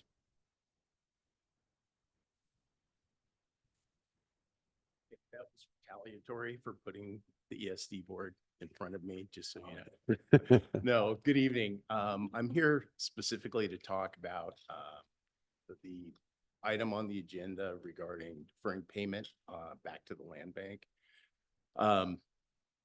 I spent 2 terms on the board. I actually talked Kathy Ludwig into applying for superintendent and hired her as board chair, and now I have a restraining order against her. You all have been through so much, and I do want to just recognize, I think you've done an outstanding job. It's not easy, as was articulated earlier, and I think that the community recognizes the unity, even while there's differing opinions about things, and it's appreciated. There's a tremendous amount of confidence. And that kind of leads into my specific testimony tonight. I would urge the board to use all tools available to leverage resources you might have. I don't think our community is quite, I think the reality of the budget shortfall is going to be a little more impactful maybe than people are thinking right now. And so I would urge you, for example, to defer the payment back to the land bank and whatnot, to utilize those funds as best you can. And we, again, there's a lot of members of the community that don't come to these meetings, but we trust you and we want you to kind of be free to take the actions that you think you need to support the kids. The results are right there, the graduation rates. I mean, that's a cumulative process, right? It starts in pre-K, kindergarten, all the way through, and the results are at the end. And so scoreboard, right? So again, good job and great job to the staff. It's obviously, it's a collaborative effort the whole way. And just one quick thing, I just saw Ginger walk in, and I would urge you, and I wasn't planning to do this, but with regard to your appointing members to the budget committee, I think the more experience you have on the budget committee, because obviously we all know what that role is, but probably the most important role is the role played as ambassador back to the community to Director Wyatt's comment in terms of clarifying the information that's out there and being extra sets of ears and whatnot. I think the experience would serve you well. So anyway, thank you very much and good luck.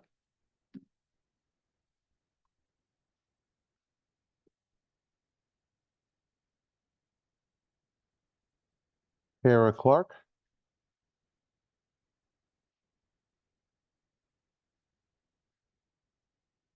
Hi, everybody. I just want to take a moment and talk a little bit about the events of the past. And I want to talk about the mistrust in the community. And I want to talk about what we can do to rebuild it. And when we're coming into these budget conversations from a person in the community, it's very strange to have, even though I know the WWEA wants to have the layoffs decided before March 20th for job fairs. However, as a community member, I keep on thinking we haven't even really started the budget committee. We're not even going to the budget committee yet. It seems like we're doing things out of order from what they should be. And that's concerning to me. I also keep on looking at the amount of teachers that are up, and I look at it and go, how are we going to go to day-to-day business? We're going to have elementary schools with possibly 30 kids in each classroom. And the one thing that I would like to see more data on is our paras, because they're not under that branch and we don't know how many paras are going to be leaving. You have a legal responsibility with your paras because they are the ones who are doing your IEP minutes in this district. I think we need to see how many hours that we need for those paras and how many we're currently using to see if we can even cut those down and keep our kids in special ed having their legal minute requirements, because right now that number hasn't been addressed in the public that I've seen. And I would like to see that seen before we continue our communications. I also want to talk a little bit about why the equity committee, the EEAC, wasn't brought into the communication of the small schools, considering that is a huge district decision and they're there to inform district decisions. And I think it was something that we really missed the boat on, because if we want to continue on and have these really difficult conversations, we need to be using every tool in our toolbox so that everybody feels like it is a fair, equitable decision. And I would like to see that happen in the future. The other big concern that I really think we need to address is, where would our labor be if we took out our levy? It is a luxury to have levy. I've been to other town hall meetings and districts do not have that. So if we took away that money, where would our base level of service for our schools be? I think we really need to add the hard question. We need to cut things now. We need to come up with the solutions on that base level and then build what the community wants with what they paid for the levy. Then it could be, that's how we need to move forward. And we have to do it as a community. We have to do it now. So we're not keeping on facing it, because this next 4 years is going to be hard. And we need public education. We need our kids to get the best thing that they can. Thank you.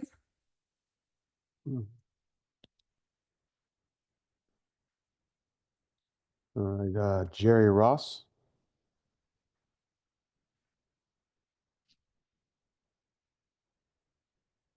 Good evening, Jerry Ross, Bolton parent. I'm used to doing that. I want to start out by saying thank you to the board, not just for voting to save the schools, but for the transparency at the last meeting. For 4 months, I spoke in front of you guys, wasn't always the easiest. That meeting shed a lot of light onto some of the misinformation that was spoke to, some of the stuff that we would hope we would have had earlier on. And I know that you guys hoped you had earlier on as well from talking individually. I think that sort of dialogue helps bridge it. The dialogue again earlier today that you guys had when you're just kind of up there jamming for your 3 or 4 or 5 minutes and you're candid, I appreciate that. A couple of key things I took out of that meeting, just listening and drawing up notes. I know I can't point out individually, these comments might tide people, but they're positive. So I hope that's okay. There was talks about if we level the schools out mathematically that we can save $1 million. That's a common sense idea that when the rest of the people around me in that meeting heard, they're like, yeah, why not? And I know there's logistical stuff to that, but we appreciate those common sense answers. There was comments made about thinking outside the box. We appreciate those. Those are the words that the community used. You guys heard those and then talked with us about those words and why that made a lot of sense. The thinking outside the box, the community does feel that there's a lot of areas that don't involve teachers that can be cut. If we're talking about buildings, I know in other meetings we've talked about this building. If we can close a school, we can close an admin building. And again, not saying that's the solution or not saying that's even on the table, but it's just those outside the box things that I think the community would appreciate some of that thought process and more of that dialogue that we heard during those meetings, those back and forths. And I don't know how that's possible. I know I've spoken to a lot of you guys on individual levels and you can give and take a little bit there. And so I'd encourage community members to engage in that to get good information. I got about 50 seconds left. I guess, again, I would just extend an apology, maybe first and foremost, maybe I should have started with that, about the way a lot of you guys were treated in the process. I'll speak for myself. I started from a place of mistrust and you guys proved me wrong in that, and I appreciate that.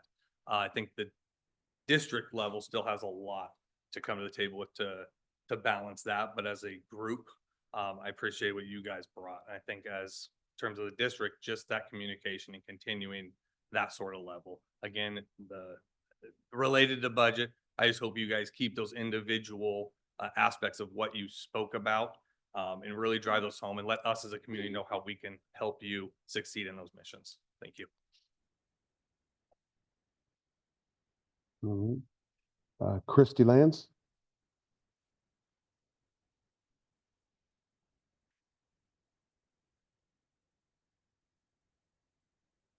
Guys, excuse my voice. The decision to keep our schools open has been so important to our children and our community. And I just want to express my gratitude to all of you. And I also want to say that our work isn't done. Right now, teachers are at risk of losing their jobs. And meanwhile, we've been told that administrative cuts are coming, but there haven't been clear numbers. And instead those cuts are mixed into broad categories like purchased services and para-educators. Yet when it comes to teachers, we know exactly how many will be laid off. So if this budget is to reflect shared sacrifice, we need transparency. The public deserves to see administrative cuts outlined just as clearly as teacher reductions. And if it is unclear what's been factored or not, well, then that's the job of the school district to clearly communicate to the public what it is doing with our tax dollars. Tonight, we will learn that the ending fund balance is now projected at $12.7 million. That's nearly double the original projection of $6.8 million. And if the past pattern holds, that number may continue to rise. And if it does, these additional funds should be used to retain teachers. Since 2018, administrative costs have risen by 71%, while K-5 spending has increased just over 16%, and enrollment has declined during that time. So meanwhile, this community passed a levy to protect class sizes. So what I would urge you guys to do tonight is don't approve the reduction in force as it stands. Instead, it should be amended to clearly outline the number of administrative positions being cut. You deserve to know exactly what you're signing on to, and make it flexible so that any additional funds beyond this point are allocated toward remaining teachers as financial projections evolve. This is an opportunity for us to demonstrate, for you to demonstrate accountability and rebuild trust and prioritize students. I hope you guys will take these recommendations into consideration. Thank you.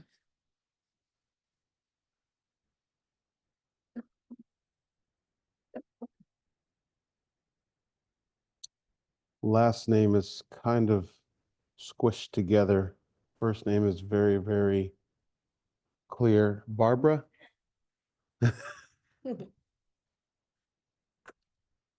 Hi, good to see you guys. I'm here tonight amongst carpool, kids, and dinner to ask an important question about priorities. Are we making the right cuts? How do we balance the need for financial stability with the immediate need for fully staffed classrooms? When asked how many central administrative positions were cut last year, we were told one position wasn't rehired. But when pressed, there was no clear answer as to which position that was. Meanwhile, teacher reductions are specific and visible. If we are asking teachers to sacrifice, shouldn't we be just as clear about reductions at every level?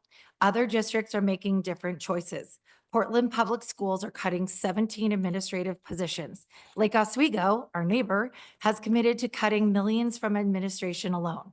These districts are leading by example, ensuring that reductions start at the top before they impact the classroom. This is the kind of leadership our community is begging for. We know there are financial uncertainties ahead, but should federal policies determine whether we operate on a skeleton crew in our schools while administrative costs remain unchanged? So I ask, how do we move forward together in a way that reflects our shared values? If neighboring districts are making hard choices at the top, why can't we?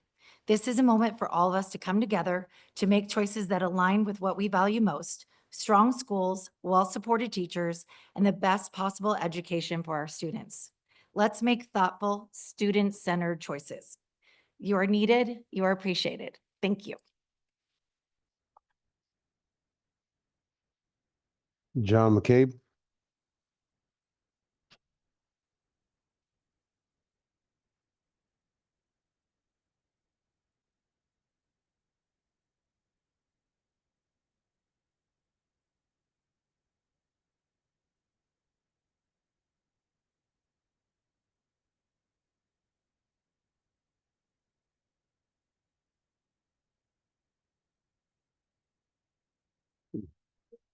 Okay, that one.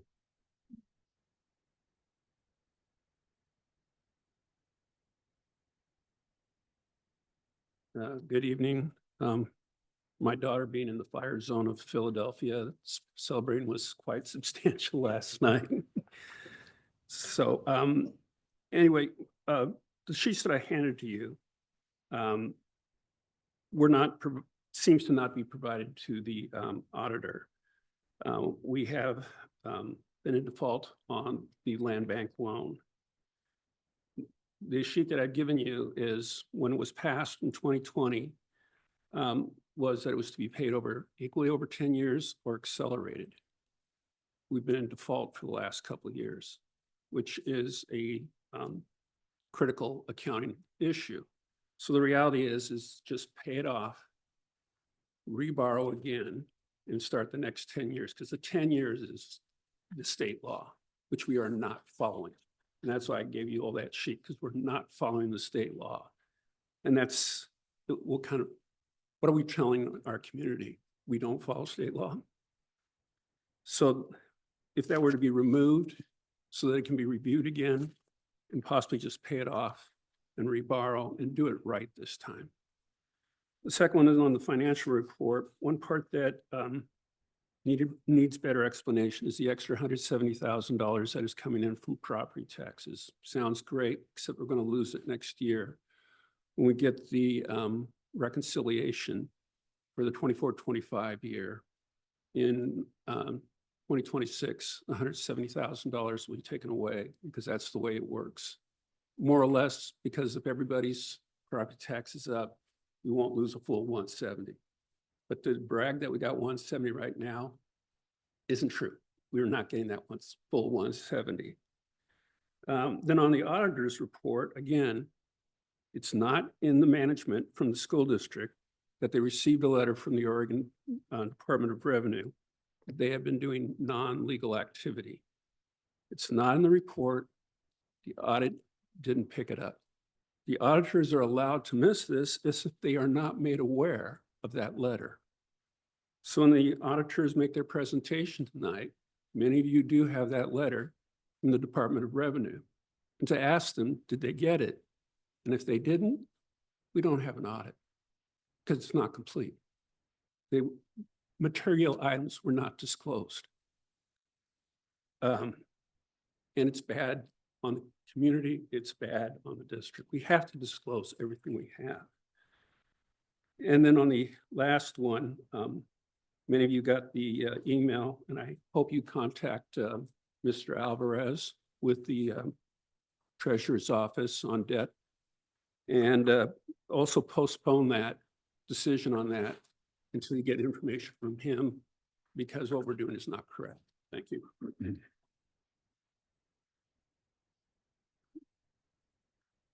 Ginger Fitch.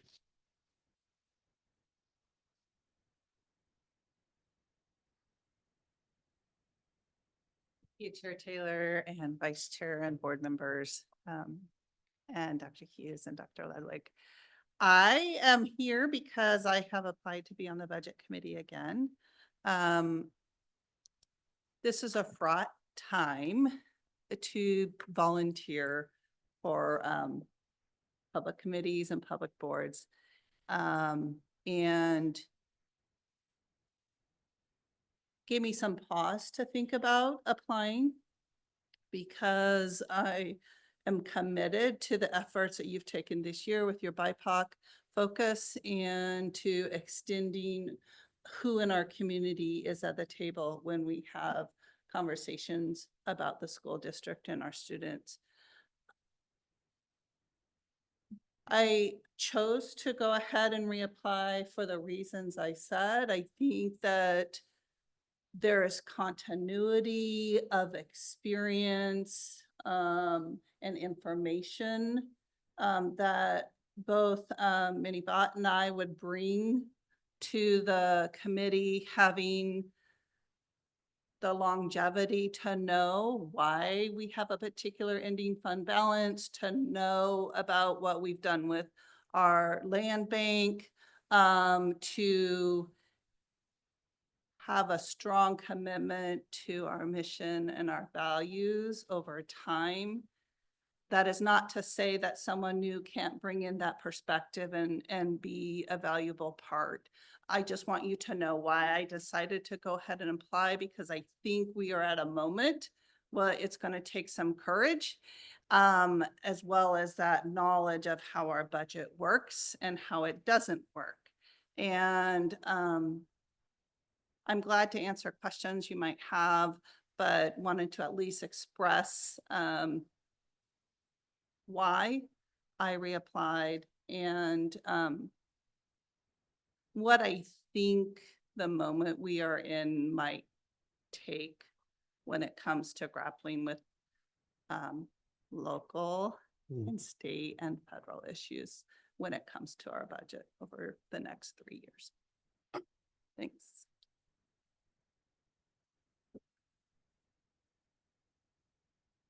All right, we have one community member who is virtual.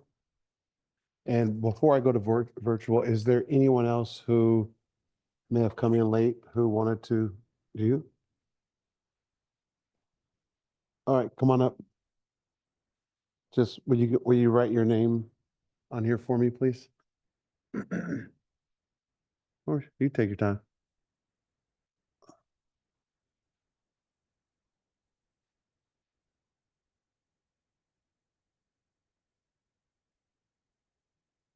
Don't worry about that. You can just put your topic, please.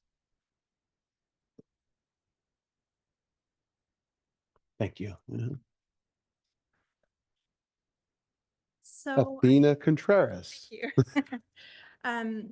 So I just came to say, I had big plans to have a little poster up for you guys to say thank you, because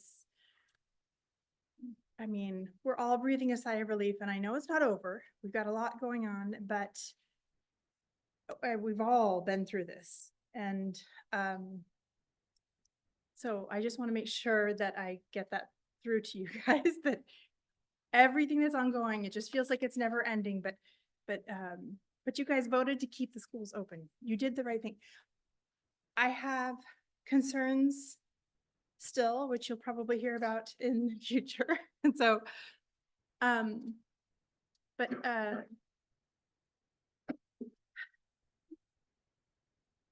for now, I just want to say thank you to all of you guys. So that's it. Thank you. Thanks. Do it now. All right. Let me get my wits about me.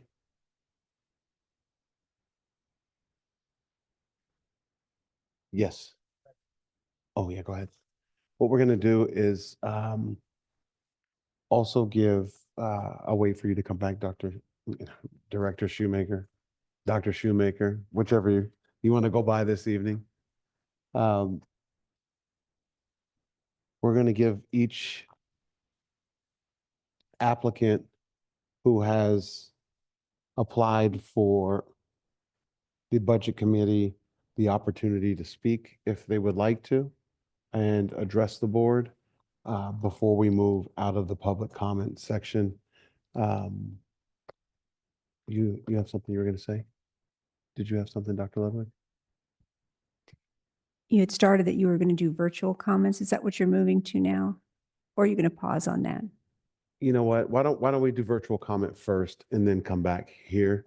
And then we'll give each budget committee applicant the opportunity to address the board.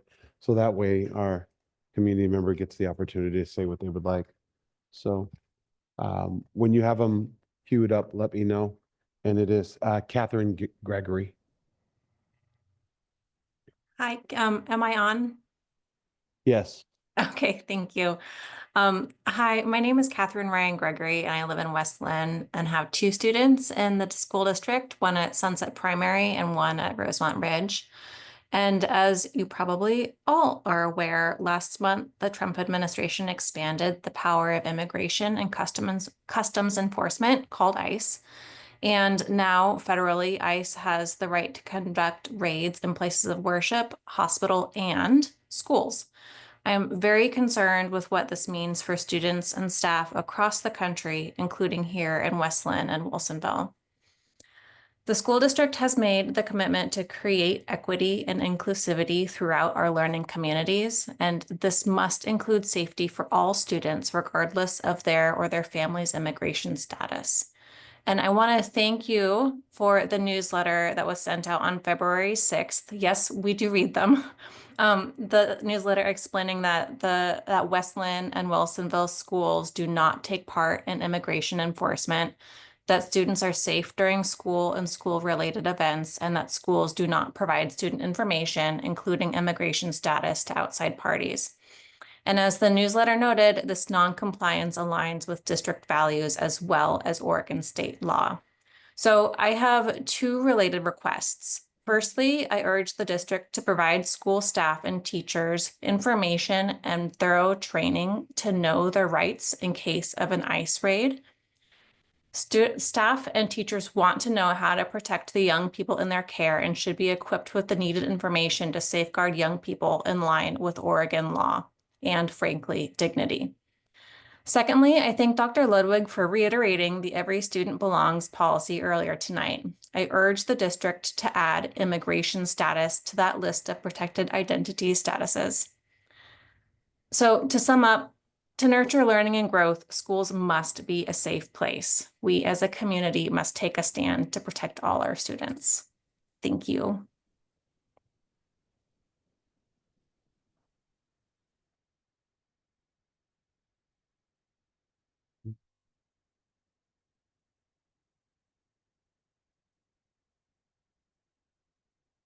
All right, now we'll move into budget committee candidates and allowing them an opportunity to address the board. And so I will start by calling out your name. If you would like to address the board, then feel free to come to the podium and speak to us.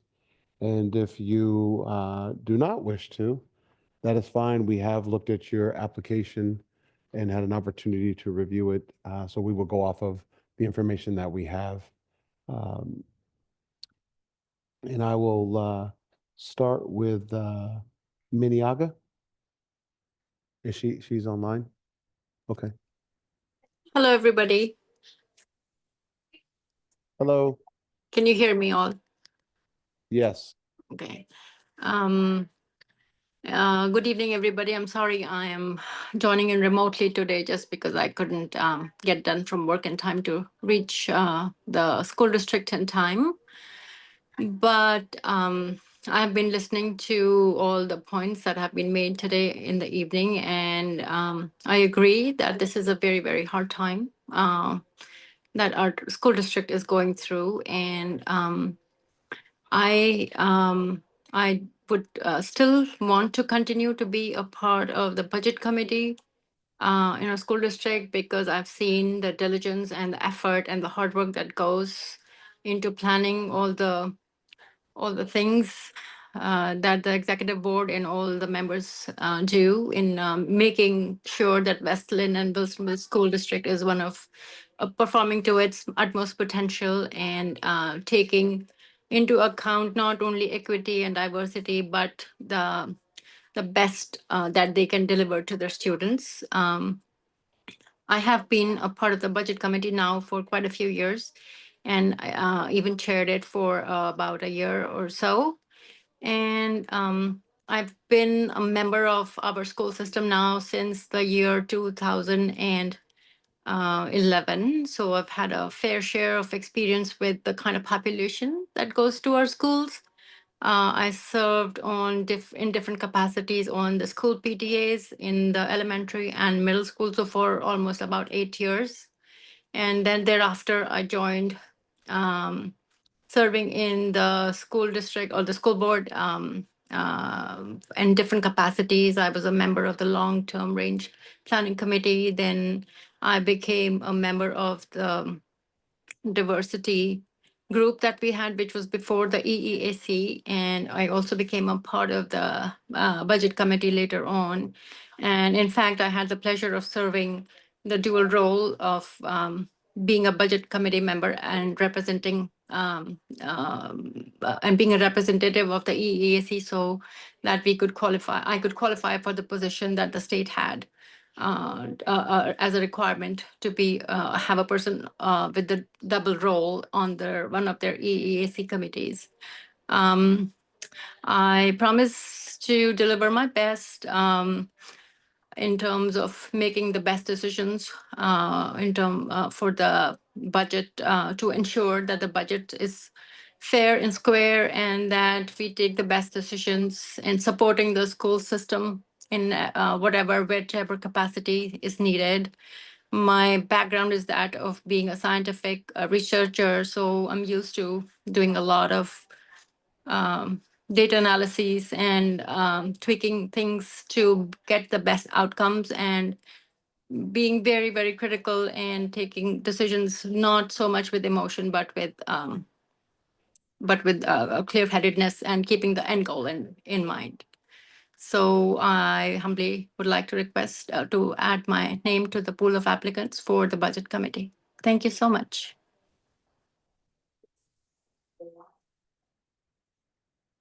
All right. And just in case everyone in the crowd doesn't know what we are, I kind of jumped over a little bit and just kind of left you out there.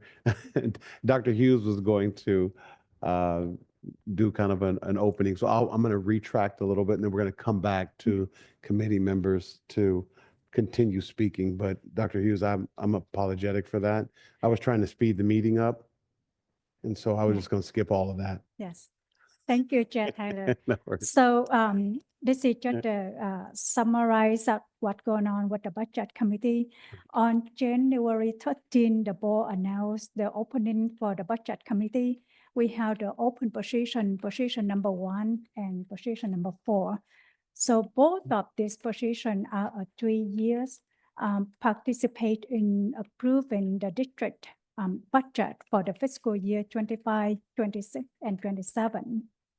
So after the board announced the position open, the district publicized the opening the position through the local newspaper and the district website. And this evening we have 5 applicants from community member who applied for this position. And as you know that Mini Angus is through Zoom and the rest of the 4 community member here in person to present to the board. So with that, if the board would like to continue to conduct interview, they are available. All right. Yeah. Excuse my manners. Sometimes I get ahead of myself, and so we will jump back into it. We've had the opportunity to hear from Ginger, and we've also had the opportunity to hear from Miniaga. So I will take us right into Rachel Beavers.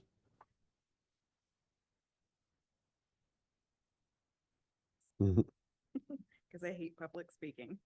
I want to start by thanking each of you for all that you've done and continue to do. On a day-to-day basis, I can't imagine what your job entails, but these last several months have been intense for me as an individual, and I imagine for you as a group as well. My family has only been with the district for 3 years now, and both of my kids are diverse, and they've had an amazing, supportive community and school. I am so grateful for what we came into and what I had hoped for when we brought them from Southeast over here. So it's been really great. My gratitude has deepened as I've been working with the school district on the Small Schools Task Force. I feel like I've gotten to know some of you and definitely Kathy. And also just heard so much from the community and am so grateful to be part of this community. And I want to support the community in any way possible. So whatever the case, I will be here as a supporting role. I think the budget committee role is very aligned with my professional and educational background. And I hope that this is one way I can contribute.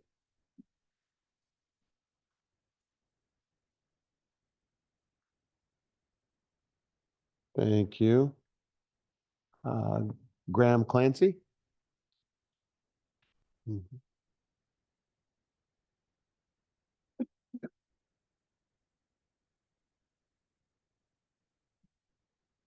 Thank you for having me. Good evening. My name is Graham Clancy, and I'm honored to be considered for the Budget Committee. As a product of the public school system and the son of lifelong public educators, I have a deep appreciation for the value of public education. Professionally, I bring over a decade of experience in corporate finance, budgeting, and strategic planning, including leading financial initiatives and overseeing multi-million-dollar budgets in the banking sector. I understand the complexities of financial stewardship and the importance of aligning resources with long-term goals.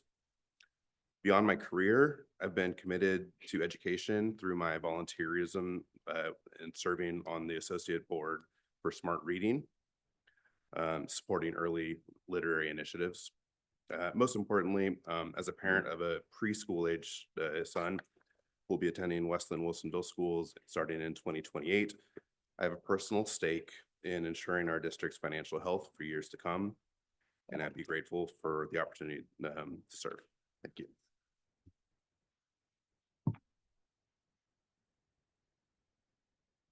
And last but not least, Curtis Smith.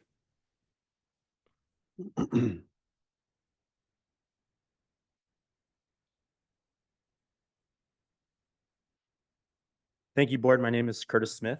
I am a resident of Wilsonville, and I have four young children who three of them are attending Boone's Ferry Primary School, and one of them hopefully will find a spot in the district pre-K program next year. I think I bring some pretty unique qualities to the budget committee if I have the honor to be selected. I've worked in quality management and risk-based decisions for the better part of 2 decades in the medical device and high-tech sectors, as well as some pharmaceuticals. With my role in that position, my responsibility is first and foremost to our customers and our patients, and making sure that the voice of the customer and the needs of those patients or customers are met. And I can't think of any better surrogate of a customer and a patient than the future of our children. And with my 4 young children, I not only have an immediate impact and vested interest in the success of this school district, but also the long term as well. Being a product of public school systems throughout my entire life, as well as public sports and endeavors, I can't see any better way to advocate for my children by offering up my service to this board. And with all of my efforts and my family's efforts and my wife, to make an improvement and a positive impact on my children's education. If I'm not willing to step forward and offer my insight and my critical thinking and objectiveness to the problems that stand in front of us, then why can I ask that of anyone else? So thank you all for taking the time to listen to me and accepting my application. Thank you.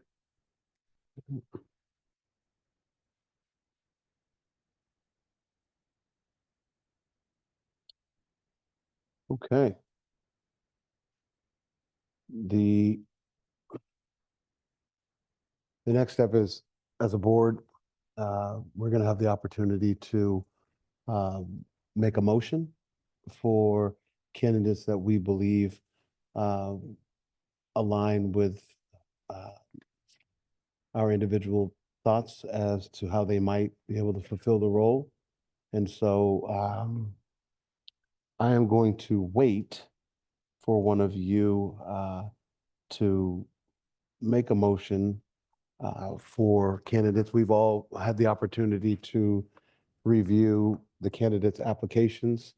So we've read them well in advance, and some of us have even gone beyond your application and done further research on you. So I will just kind of open the floor up and let one of you take it away. I want to start by saying, wow, what a qualified group of people. I mean, that's really fortunate that we have so many interested and qualified people. So this is, it's unfortunate that we only get to select two, but that's impressive.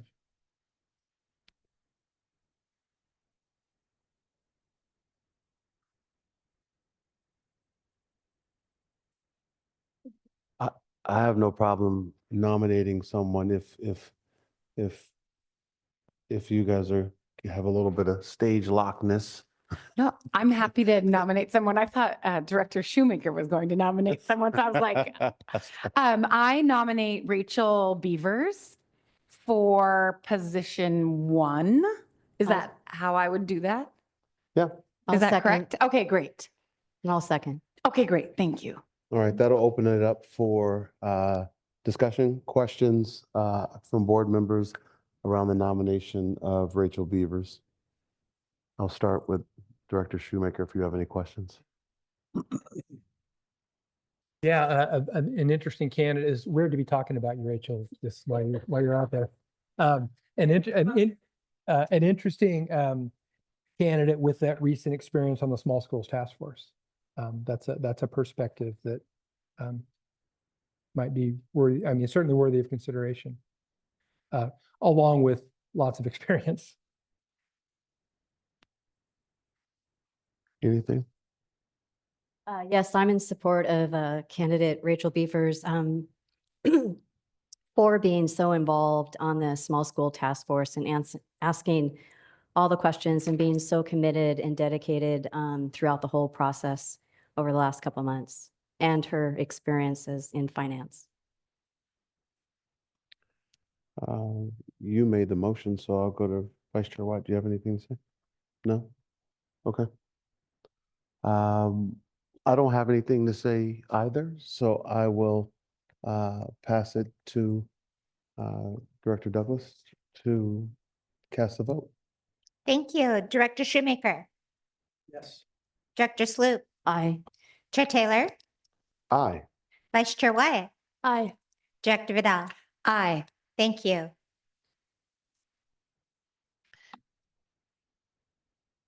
All right. I'd like to make a motion. Okay. I move to appoint Ginger Fitch to position number 4. All right. Can I second that one? I will second that one. All right. I will reopen the floor up for questions, deliberation. And I'll start with Director Vidal, and I'll come back to you. I have no questions. Nothing? Vice Chair Wyatt? I think she said it all when she talked about experience and making tough choices, and that's exactly what we need right now. Director Shoemaker? Say that one of my goals was to make sure we had some level of continuity like that in this particularly difficult time. So I think that addresses my concern to have someone appointed who provides that. So I'm supportive of that. Okay. I actually will say something about this candidate. And I would say, as I read through all of the different candidates, I was going to make a motion, and the motion was going to be for Ginger.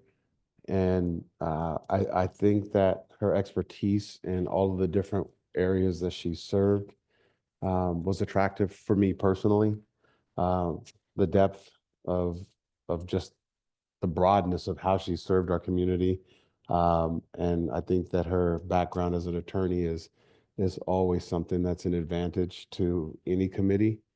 And albeit I did like some of the other candidates also. And I would say that, I don't know how this vote will go, but I liked all of the other candidates too. I think where Ginger had an advantage for me over everyone was just her knowledge base, just the amount of ways that she served the community already. And I just don't think that there was another person on there, and with all due respect, that matched her resume. So that's where it was at for me. And I would love for those of you who may or may not get this role to please apply again, because if I remember correctly, Ginger applied last time her role was open and did not get it with the same experience. And so it's not always experience that like she has that will get you this opportunity. There's a season that we're in right now that it requires a level and a depth of knowledge that not everybody possesses. And for me, just knowing the breadth of what we're going to be dealing with today and moving forward over the next several years, I don't think that, you know, that was matched for me personally. So I just wanted that to be said. I also want to say that if Ginger does not pass this vote, I have another candidate that I would, you know, make a motion to approve. So, but again, this is not a one and done. Ginger, welcome back, and a testament to persistence and not giving up. So I will pass it to Director Douglas for the vote. Thank you. Director Shoemaker. Aye. Director Sloop. Aye. Chair Taylor. Aye. Vice Chair Wyatt. Aye. Director Vidal. Aye. Thank you. All right. Well, congratulations to you, Rachel, and also Ginger. And I hope that Minnie, Graham, and Curtis, that you guys would be willing to at least come back and be willing to serve again in the future. Again, like I said, this is a season. I hope that the next season is much easier. And I don't know that, honestly, winning that role right now is a blessing. So if anything, when you go home and you see what they have to go through the next several years, you might be thanking me. So. Yeah. And can I just add, Right. that these are excellent, as I said before, excellent candidates who Yeah. I hope will perhaps find other ways to continue to want to contribute. Really was impressed with your, not only what you said, but what you wrote, your willingness to serve. I mean, that really came through. You guys just want to help, and thank you for that. I would really like to echo Director Shoemaker's sentiments. I think these are all excellent candidates, and I hope you please stay involved in the school district. We do have other committees, and we do have other ways that we can use your expertise. So I really appreciate all of you and your willingness to serve. Thank you so much. Chair Taylor, a couple comments. Oh, yeah. One, yes, absolutely incredible applicants. Thank you. And don't disappear too quickly, because I do believe it was last year you had nominated and selected an applicant who then had to withdraw. And so the board did go back to the list of applicants and make another nomination. So things can happen in people's lives that are unexpected, and you've put your name forward with interest. And if there is an unfortunate but early exit of a current member for whatever reason, the board often goes back to this list and asks someone to come back and serve. So just keep that in mind. Second, also with the legislation, we now need to have a budget committee member serve on the EEAC. So Chair Taylor, who is the liaison to that committee, he and I will meet and will likely come back to the board to make a nomination then of one of the budget committee members to the EEAC from the current slate of budget committee members. Of course, Minnie Aga was already on the EEAC and had gotten selected for that committee, happened to be on the budget committee. Her term on the EEAC will continue. No one's kicking her off of that. She'll continue to do that, but this does allow for a new budget committee member to then be a part of that committee. So we will be coming back to you for another decision in the near future around that selection. Thank you. And I will turn it back over to Dr. Hughes to take us through the auditor's report. Yeah, thanks. So the first item I have on the agenda is the district annual comprehensive financial report. We have Timothy Lamont, audit supervisor from Polly Rogers, with us on Zoom to present the annual comprehensive financial report for the fiscal year 23-24. This report offers the detailed overview of the district financial position.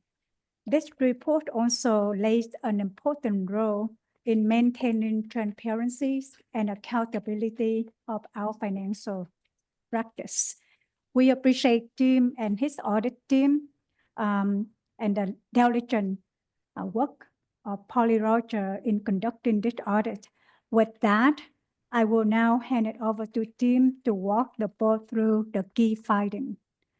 Tim, the floor is yours. Sounds good. Yeah, I'm Timothy Lamont, just checking that everyone can hear me. Yep. Sounds good. So we have a presentation on. I just realized now I don't have the power over there to change the slide. But maybe I can just say next slide and one of you That's can. perfect, Tim. We'll run the slides for you. Sounds good. So yeah, I'm Timothy Lamont. I'm one of the, like someone said, I'm one of the audit supervisors here at Polly Rogers, and we did the audit report for June 30th, 2024. If you want to go to the next slide. And so just a little background on what the ACFR is. It stands for the Annual Comprehensive Financial Report. That is a set of financial statements that comply with the accounting standards set by the Governmental Accounting Standards Board, aka the GASB board. Those are just the people who make the new pronouncements. For example, the leases new and subscriptions that were a few years ago. It undergoes an independent auditor, that's us, to ensure compliance with the general accepted government and auditing standards. And the ACFR for your guys' school district is available online, and you, I believe this was sent out, and you can hit that link, or obviously it is on the website for any audience member that wants to look at it. Next slide. These are kind of the three key sections that the actual report goes over. One's the introductory. This provides a guide for readers to understand the report. And so it has like an organizational chart, a letter from your guys' district kind of just explains and guides people through the report and how to understand things. And then there's the financial section. This contains the district's basic financial statements, the notes to the financial statements, and then the independent auditor's report. This is like the main bulk of the report. This is where you get all the financial numbers. This is where we put our opinion letter that Roy, the managing partner, signs. And then the next section is the statistical section. This offers additional financial and statistical data, including trends to better inform readers of district activities. That has all sorts of stuff in there, so you can take a look. And then the next slide. This is the purpose of the audit that we conduct. So the purpose of the audit is to ensure that the district's financial statements are presented fairly in accordance with the generally accepted accounting principles, known as GAAP, and then auditing standards, as well as to verify compliance with Oregon municipal audit law and other relevant federal, state, and agency regulations related to the expenditures of federal awards. A lot of this is dollars that come from the federal government. If a district hits a certain amount of money that they use from the federal government, they have something to do with a single audit, which this district did, and so we did a single audit as well as just a regular audit. Next slide. So this is our responsibilities. So our responsibility is to provide an opinion on whether the financial statement is presented fairly in all material aspects in conformity with GAAP, the generally accepted accounting principles. To assess internal control over financial reporting, to determine the nature and the extent of audit procedures, and then to test compliance with relative rules and regulations. Kind of the way, just a quick rundown of how we did that. The audit involved examining on a sample basis evidence supporting the amounts and disclosures in the financial statements. And so we will pull a certain amount for expenditures, for example, and then we ask for supporting documentation on just to back that up with, was it reviewed independently? Was it, was the amount correct based on the invoice and things like that? And then we also evaluate the district's environment, including its internal controls, to assess the risk of material misstatements in the financial statements. If we go to the next slide, here's our results. And so our main audit opinion is that the audit we issued an unmodified opinion on the financial statements. This means we issued a clean opinion, meaning there are no reservations about the district's financial reporting. And so this is the opinion that you want. This just means there was nothing material that we discovered that was wrong with the report. We test things like cash, accounts receivable, bond obligations, things like that. And those, we didn't find anything significant to report. The state minimum standards, the auditor found no exceptions or issues to report. Number 3, the federal rewards that I mentioned earlier, we found no non-compliance or question costs were identified regarding use of financial rewards, so nothing was found there. Number 4, management letter, there was no separate management letter issued as there was no findings to address. A management letter is if there are significant deficiencies, we are required to send a management letter. And so you actually don't want a management letter. And so it's good that none was issued. That means there was no significant deficiencies found. So that's good. Next slide is just any audit findings, any difficulties encountered in the audit. We completed with no difficulties. If there was any disagreements with management, there wasn't any disagreements that arose during the audit process. The staff, answered any questions that we had. And so, so this just concludes the summary of the ACFR audit for the West Linn-Wilsonville School District for the fiscal year 2023 to 2024. The district's financial statements were found to be in compliance with the required accounting standards and no issues were encountered during the audit. And that's it. Any questions? Thank you for that. I'll open it up. Any questions from any of you directors?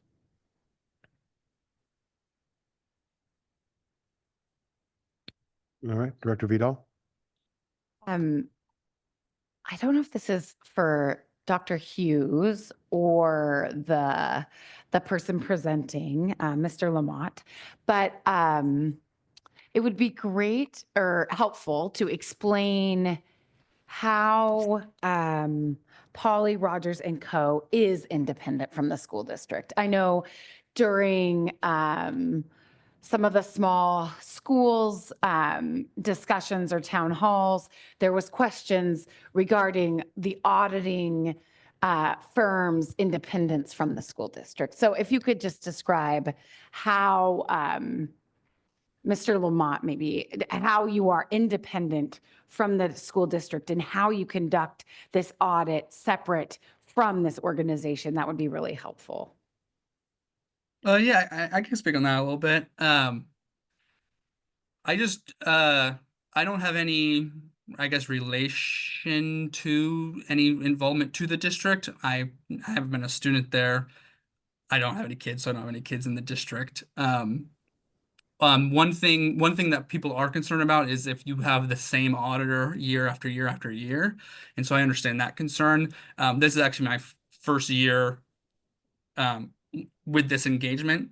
And so this is the first year I met Dr. Hughes, and as well as Brian, who is also on the team. This is the second year working on it, but so we haven't been involved too much. So yeah, this is my first year seeing this book. So we try to keep a fresh eye.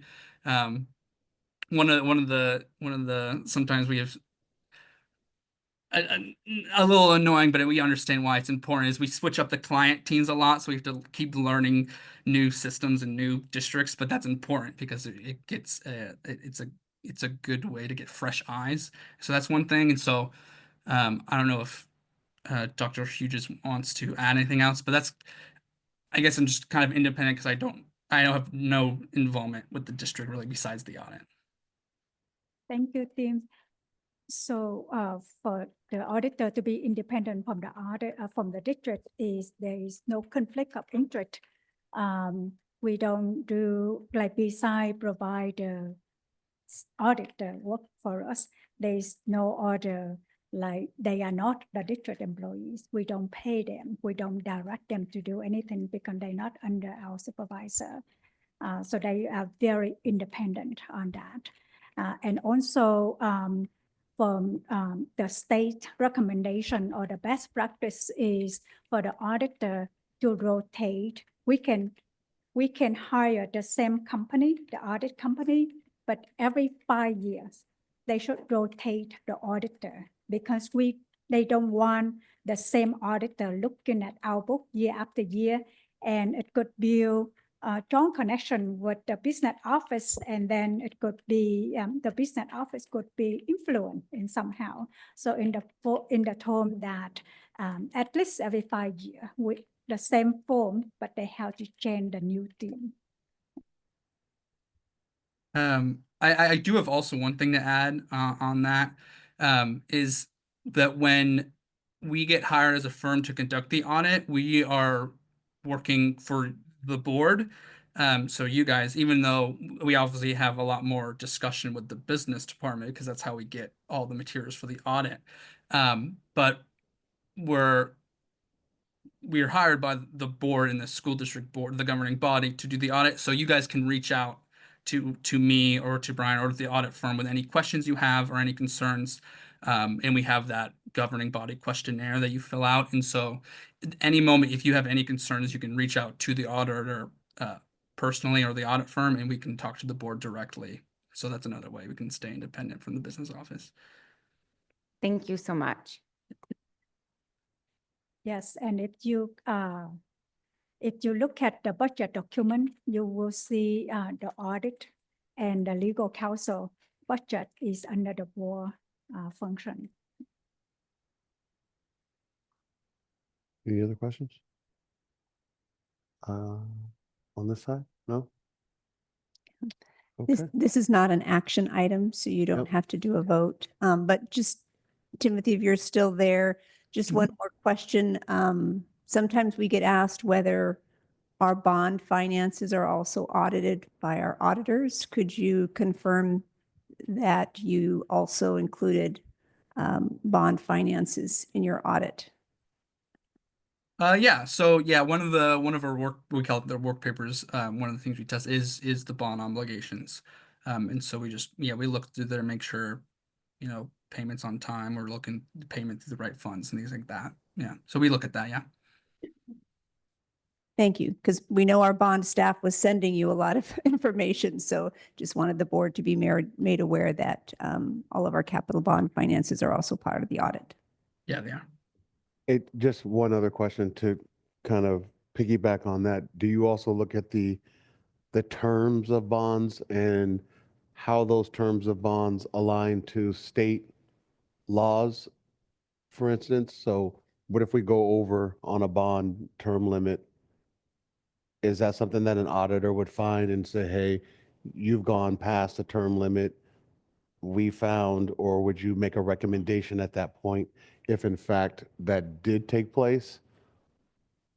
If that's something noticed, we would recommend and mention something. The main purpose of the audit is to just make sure that the financial payments are represented correctly. For the bond terms and things like that, that's more of the bond attorney / the people who give you the bonds. That's kind of what their role would be. But if it was something noticed, yeah, we would mention it, yeah. Yes. Yes. So maybe I can answer that. So we do have a firm, we do have a broker, Piper Sandler. They Right. monitor all of our bonds and make sure that when we put our budget together, that the principal and interest in the debt service is accurate. So they review all of our tables and our bonds, Okay. as well as our bond attorney. So for the audit report focus on auditing the financial statement from the prior year. And then for the budget document, it focus on the future projection. Okay. That's all I have. Thank you.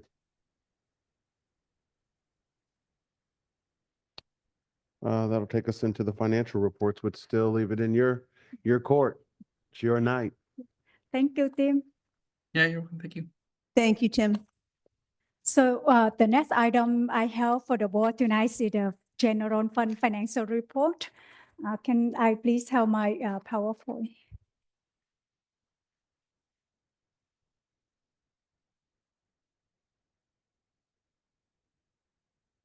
So in this month financial report for the general fund, the business office has 3 items that we would like to bring to your attention. The first item is the local revenue. That is include the property taxes, permanent tax, and local option tax. In November, when we present the property tax to the school board, we anticipate to collect about 96%. But going back for the last 5 years, we see the average rate of collection is 97.6%. And because the district have strong support from community members, so the business office feel confident and safe enough to recommend to bring the property tax rate up to 98%. So with the 98%, the estimate property tax collection for this fiscal year will be 50.2 million. And for the local option levy will be 13.6 million. So this one will bring 2 million higher compared to the prior month report. And this is important to pay attention that the local revenue and the state school fund grant, they have the inverse relationship because of the equalization from the state. So when the local revenue go up, then the state school fund go down or vice versa. We submit this update to ODEs on January 27. So hopefully in this coming month, we will see the update on the state school fund from ODE, and that will tell us what is the estimate the state school fund that we have. So for this report, it still shows 65.5 million, but I will get you posted on this coming month report from ODE after they have the new information from me. The second item is the salary and associated payroll costs. So as we wrap up the second quarter for the fiscal year, the business office had been working very closely with grant administrator to conduct a comprehensive review of staffing allocation. We was able to identify 7.49 FTE that qualified to shift from general fund to SIA grant, high school success, Medicaid, and early literacy grants. This strategic allocation not only maximize the use of available grant resources, but also help release the pressure on the general fund. So with that, the estimate ending fund balance for this fiscal year 24-25 estimate to be 12.7 million or 9.21% of the total revenue. This estimate will fluctuate based on the district general fund revenue and expenditure through June 30th. So with that, I will stop for all to see if you have any question for me. I have a question. Is there ever a time when the inverse relationship can be challenged? Meaning, because we found that $2 million and they're going to directly offset that because of that equitable practice across districts, is there ever a time in the event of a $15 million potential deficit that you can appeal that or challenge it, or is it automatically, it just happens? Yeah, we can't challenge that. What could, yeah, I don't know if you heard that. We can't challenge that. No, I heard that. No, Okay. I heard that. Yeah. But we also don't know, the state is always reconciling its books just like we are. It's, trying to balance the budget across 197 school districts and ESDs and things that happen. And so as they true up their accounts, they come back to school districts.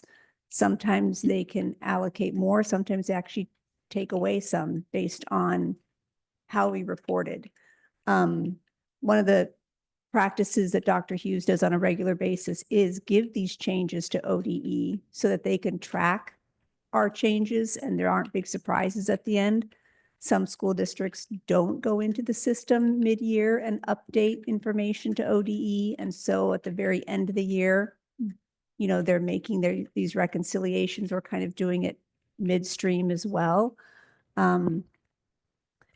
But there have been times when the state has more funding than it thought and may come back and say, they're not appealing that inverse relationship, but the allocation they're giving each school district is more.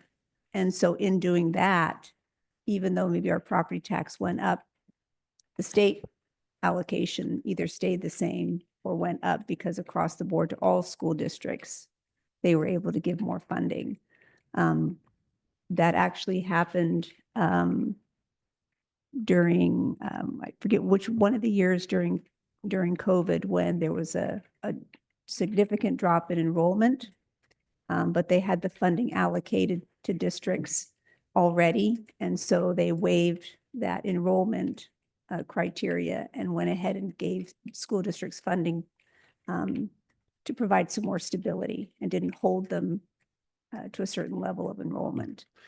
So there are times when the state can make those kinds of decisions. And then my other question would be, I can understand that on the general property tax, but our local option levy is just that. It's an optional tax that we've chosen as a community to pay. Why is that being rolled in to the overall tax collection, which is something in addition to our property tax? So is there a way that we can take our local option out and leave our property tax Yes. in? Yeah, the local option did not include in the local revenue under the state's school fund from the ODE. So it's not part of the inverse relationship. in the attachment that behind the financial report that you have this one. Okay. This report is coming from ODE. It's called the state school fund grant, and under local revenue, the sum of local revenue is 49.6 million. This is as of June 20th of 24. So at that time, when the district submit the property tax to ODE, we estimate the property tax at that time was 48.3 million. And 48.3 million at the common school fund was about 1.2 million, and the county school fund at 1,000. That combined gives us the total local revenue of 49.6 million. So only the 1.8 is in the inverse then? Am I hearing that correctly? I'm sorry, can you repeat, please? Can you repeat your question? Yeah, so I'm please? saying that only the 1.8 that is showing here in the difference, the adjusted from the additional. Correct, because 170,000 will not reflect. Okay. Yeah, thank you. Yes. Yeah. Sure. So because, you know, like every year in December of the next year, ODE will ask all of the business manager from 197 school districts to go into the system to submit the estimate membership and revenue to ODE. So because 1 year prior to the actual year, the information we have at that time is just estimate. And then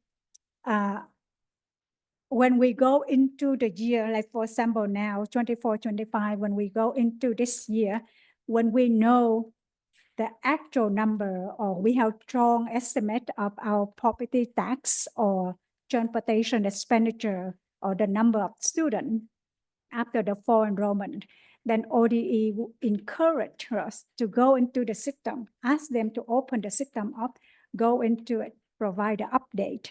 So because they are working with 197 school districts, some school district very active. One of them is us. We are very active to go in to provide updates. But some school districts either forget or they did not update. So because of that, ODEs always have to make a prior year adjustment based on when they have all of the information that submit from all of the school district in. So by May of this year, they will announce what is the prior year adjustment will look like for our school district. And last year, as you recall, because we are very active, go into the system and update our information very much, almost every month. Last year, the prior year adjustment for our district only 9,000. So really good. Some school district could be a few 100,000. Yeah. All right. I asked the question because if you're sitting on that side and you're thinking about, I've just funded 90 teachers potentially, and the state's going to take that additional funds right back out and do an inverse, it would defeat the purpose of us having a local option levy. So I didn't ask it because I needed the breadth of what you just went through. I asked it so that people in the crowd would understand that their dollars are not being retracted and thrown back into a pool and sent to another district. So that was the purpose of my question. Correct. The line item on the top that says property taxes, that's the permanent property tax rate. Every school district has to Right. submit to the state. So in that inverse relationship is that amount. Right. And then what the state supplements to give us our total ADMW. So they decide what they're going to give per student to every school district and the weighted, and then they see how much each school district collects from the local, and then they supplement from the state. Right. On top of that, we have a local option, but it's not part of the inverse relationship. Good, because and again, I'll move on from this, but as we start to talk about as a board and we talk about as a community, what are other solutions going to be, ways that we can be creative? No one wants to be creative and create money that's going to get taken from the state. So I just want, as we start to go through this creative thinking process or this solution process to our big shortfall, that our community understands that if we get creative and we come up with stuff, we're not going to get our money taken from the state and given to another school district. So I think that's just important to know. Yeah. So two levers that voters have locally to supplement or support school funds are a capital bond, which is a tax then towards capital projects. The way that supports a general fund is that if you can pay for repairs on a roof or HVAC systems out of a capital bond, then you don't have to pay for it out of your general fund. So that's a lever that our local constituents have to support schools, as well as a local option levy. Okay, thank you.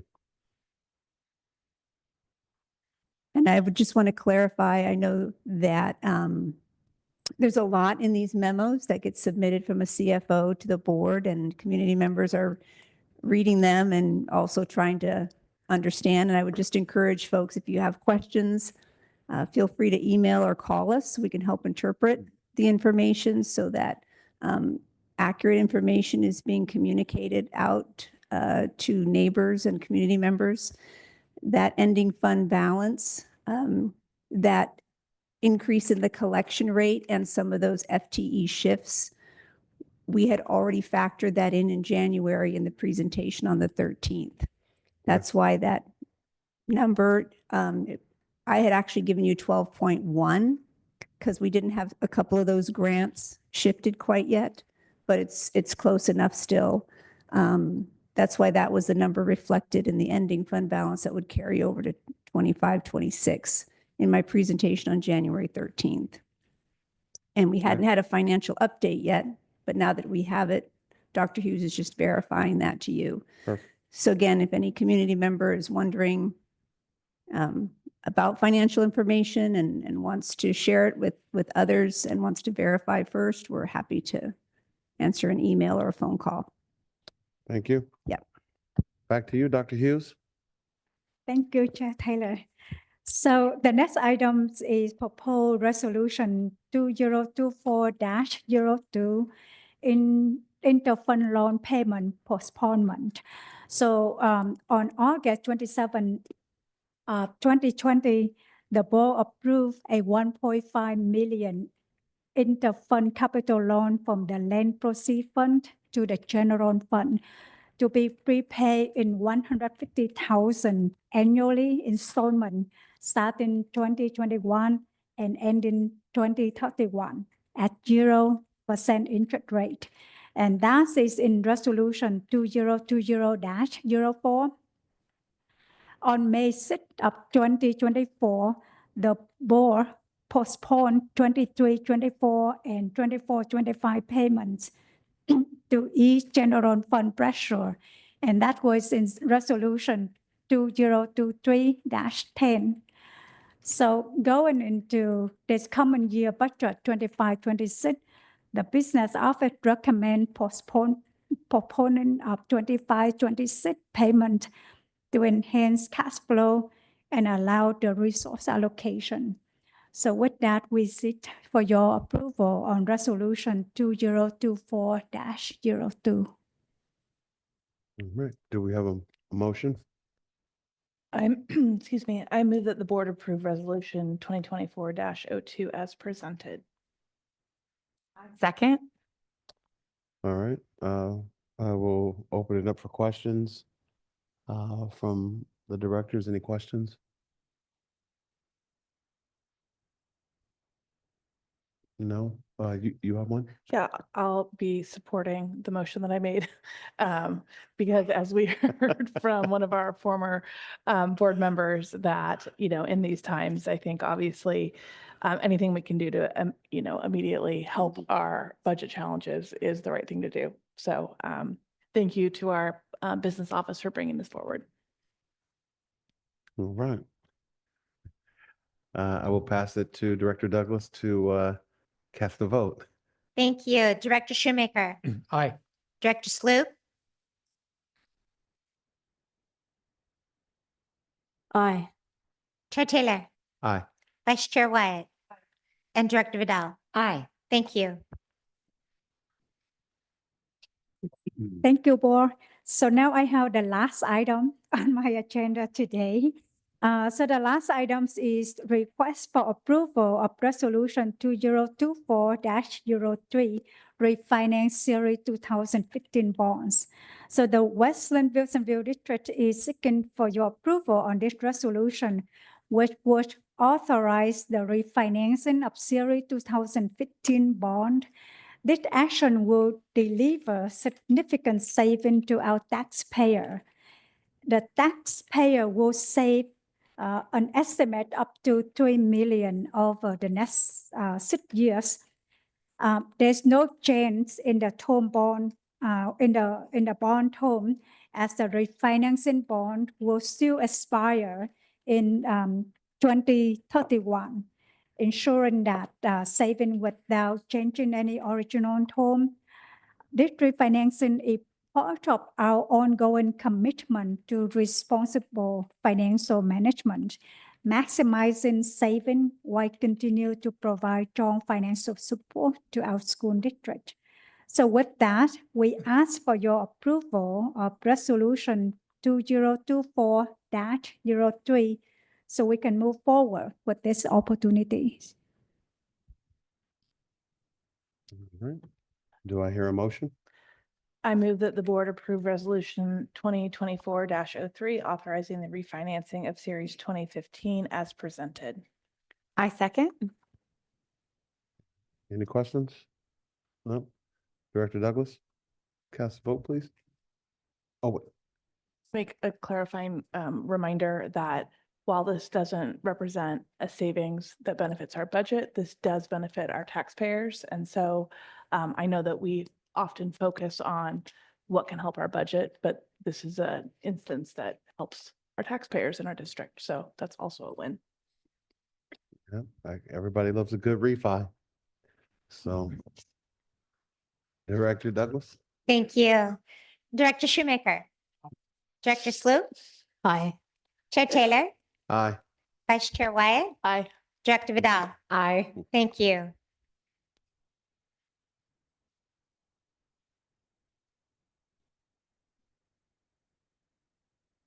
All right.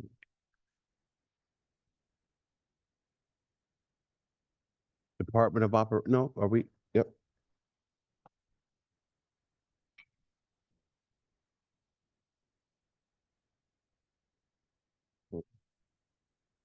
There we are. Department of Operations, Pat McGuff. Yep. Good evening again. Before the Healthy and Safe Schools Act was created, IPM law was already established. And since the creation of that law, I've given reports to this board every year. It is with great pleasure that I now get to introduce Jeremy Nichols to present that report. So, Awesome. All right. Thanks, Pat. All right. Talk about IPM. What was budget talk? No. No. So every year, as you know, through the adopted board policy, EBB, also the IPM policy that was passed in 2012, updated in 2023, the IPM plan for the district. We give an annual report and that specifies the pesticide usage across the district. And in the memo that we shared for the calendar year, January 1 through December 31st of 24, we had 111 pesticide applications. 29 of those were insecticide applications. 28 were bees and wasps, only one other. And then 82 were herbicide applications. We try to be as specific as we can. The reporting is very stringent when you read through the IPM laws and what we have to do. We have to keep all the records for up to 4 years. So if anybody's ever interested, we do have those available because the law also states that they can be publicly available. All the applications are within the guidelines of the stated IPM law and also the adopted IPM plan.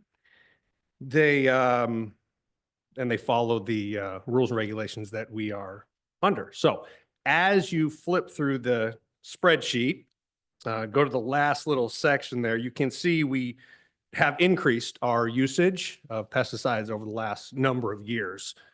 That's been rather intentional.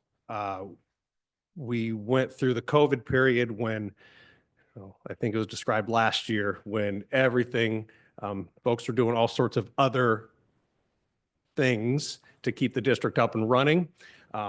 Irrigation was cut to try to save funding for a couple years in a row, actually.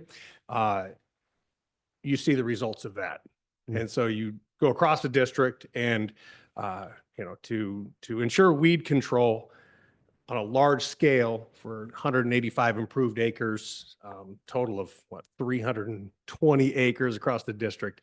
It's quite substantial. And so we really have tried to be judicious when we apply the herbicides, especially is what I'm referring to. The insecticides, that's always after the fact. That's when little kiddos are getting stung on the playground.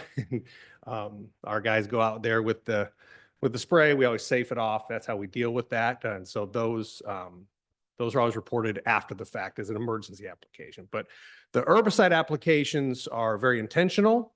We are trying to maintain all the beautiful grounds that we have. And about half of what you see was pre-emergent. We did a lot of pre-emergent in March and April last year. And then post-emergent, when whatever we didn't get kind of starts coming up in the summer. That's what you see reflected in the report. So happy to answer any questions that you might have.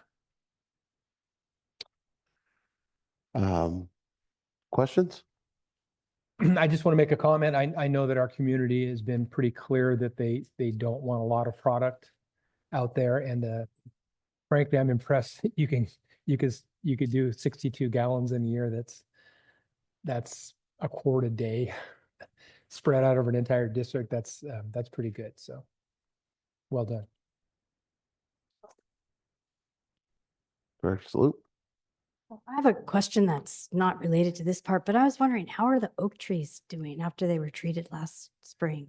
We are yet to find out. They are dormant for the winter. The Wilsonville Heritage Oak, we're crossing our fingers. We will see. There's some upcoming testing actually on that tree, so we'll learn more. They're going to possibly bore into the actual trunk. We'll see. So stay tuned on that, and we'll really see the effects after the winter. So when spring comes, we'll see, and we'll do everything we can to continue to try to save that tree and any others. We've been in really close contact with the city of Wilsonville. That's for whatever reason, the centralized Mediterranean oak borer, epicenter is a lot of oak trees in Wilsonville have fallen because of it, and they've gotten taken down. The big Progress one, you probably saw that, and others. So we'll keep you posted. I did want to mention also, Pat reminded me, thank you. We are still battling poison hemlock. I know this was mentioned last year. We've got it at about 4 locations. And I think we talked about it last year about it got a lot of adverse effects to especially animals, but also young children. So whenever we see the poison hemlock, we're very aggressive with, so a lot of the applications you see, especially at Rosemont and Westland High School, we have the worst infestations. And so we'll continue to stay on top of that again as spring comes, and they all, it's insidious, by the way. Just a little fun fact, when you see one plant of poison hemlock, it drops, and once it gets green, it drops about 10,000 seeds per plant. So that's why it's really hard to get rid of. So we're trying our best, and we do have it on the run at Rosemont, so we're confident. Any other questions IPM related? I just want to echo Director Shoemaker's comment about, even though we have increased comparatively 62 gallons for the amount of acreage we have is remarkable. Yeah.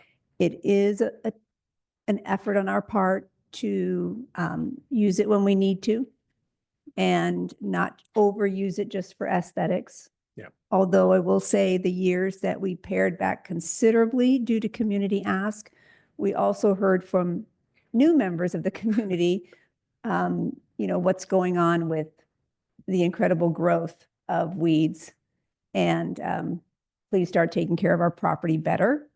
And so there is this, how do you strike a balance around pleasing one community group and pleasing another community group and people's opinions about how they'd like property to look.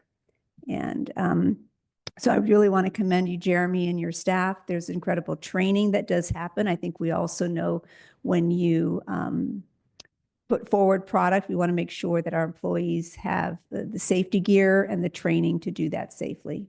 And they go through extensive training for that. And so thank you for overseeing that as part of your And- IPM coordinator responsibilities. I appreciate that. We also, just for the community to know, we also, if we're going to close an area due to an herbicide application, we'll close it for much longer even than the manufacturer even recommends. So if it's a 24-hour period, a lot of times we'll have that area closed for up to 48 hours. We just want to, we're trying to be as absolutely safe as possible and follow through with our commitment to the community. So I just want you all to know that as well. So Thank you. thank you.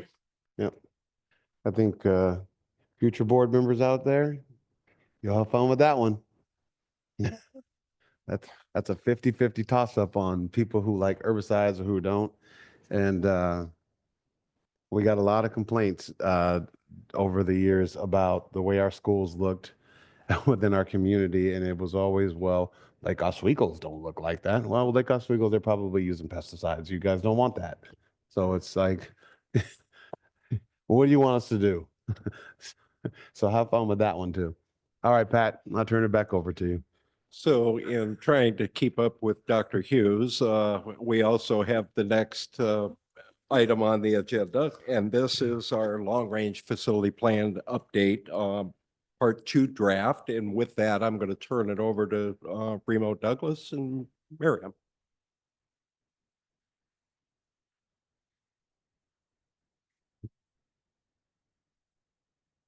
My name is Miriam Pinoli, here on behalf of our school's long-range planning committee.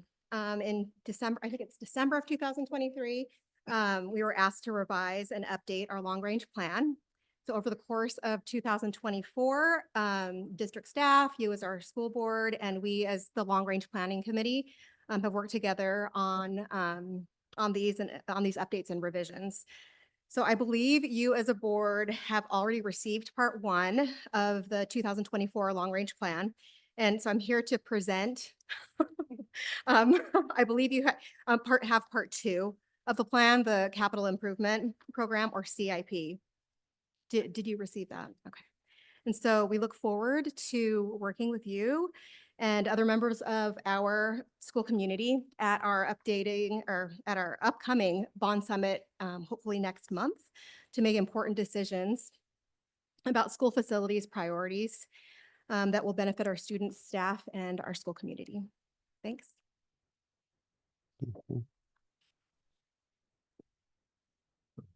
Good evening, board. It's been a long evening already with a lot of topics. And thank you, Miriam, for that introduction and kind of talking through the process. Got here a little bit. We of course submitted a couple page memo on some of the history behind this process and next steps. So having received it, it would be typical now that the board would meet shortly to review the draft. In the interim, staff are ready and willing to have any conversations, engage over email, or occasionally there's a small fireside chat to, talk through questions board members have about the process and what you're seeing in the documents, so that when you get to your work session in a couple of weeks, that time can be productive. Also, as noted in the memo, we have a fantastic long-range planning committee group that is so interested and dedicated. And they said at their last meeting, there's so much information here. They've been meeting a lot. And they said, we really need to have one more meeting and really get a chance to talk through these things again as we move towards that Bond Summit step, hopefully. And so we are meeting with them on the evening of February 19th. And so staff will be gathering up any feedback that comes out of that process and getting it we can. So there may be some new info there from that evening as well. But once the board has the opportunity to go through that process work session, it would be typical then to call for a Bond Summit. We've just in the last week gone through the list of folks who were invited to the last one. So we have that drafted, kind of a, not in terms of individuals' names, but kind of roles of who the stakeholders were at that group to forward to the administration, so that should the board call for a bond summit, we'll be ready to begin invitations. There are individuals we'll look to connect with administration on, such as mayors of cities. If they're to be invited, we may want to do a save the date early versus, Rotary Club members and others who there may be a group to select from. So we'll be working to make sure that folks know when that might be happening. But you've had a long evening already. If there's any particular questions, happy to answer them. But I won't belabor any further what's on the memo. All right. Any questions? I just have a quick question. Do we have a estimated date for a bond summit? Yes, we do. Okay, Yeah, March 15th. March 15th. Okay. You had asked us in the summer, I think it was one of your goals, and March was targeted, and we usually try and do it on a Saturday. We try and stay away from a weekend that's connected to spring break. And so that was the soonest we could do in March. So essentially, you've got some homework between now and February 24th. If you haven't already looked at Part A of the long range plan, the first part, you're going to want to go back and dig that out, or we can make another copy for you and send it your way. That was presented in December. This is Part B or Part 2. This is now the projects that would be on a capital bond. So you'll look that over. And then on the 24th, the Long Range Planning Committee, members of that committee will join you at your work session to interact with you around what's in that capital bond plan in terms of projects, repairs, renovations, remodels, technology that we predict that we'll need for each school. And you'll get to interact with that information with the Long Range Planning Committee. And then that will be the evening to give the nod to the Long Range Planning Committee to also go forward and plan that bond summit, which each of you will attend on that Saturday. And a representative group of the community will attend. And the community will give feedback on those projects to you, the board. After the bond summit, you'll take that feedback, your own thoughts as well, any questions you have for staff. You'll start to formulate what you do want on a capital bond based on feedback from the community. Anything else? All right. Thank you. Appreciate you, Remo. Yep. Hey, Miriam. All right. And I'm going to turn it over to the superintendent's office, to Dr. Ludwig. Yeah, so the last item on the agenda this evening is a motion and action that we do need from the board. This is around determining whether a reduction in force is necessary for the upcoming school year, and as we plan in the budget process.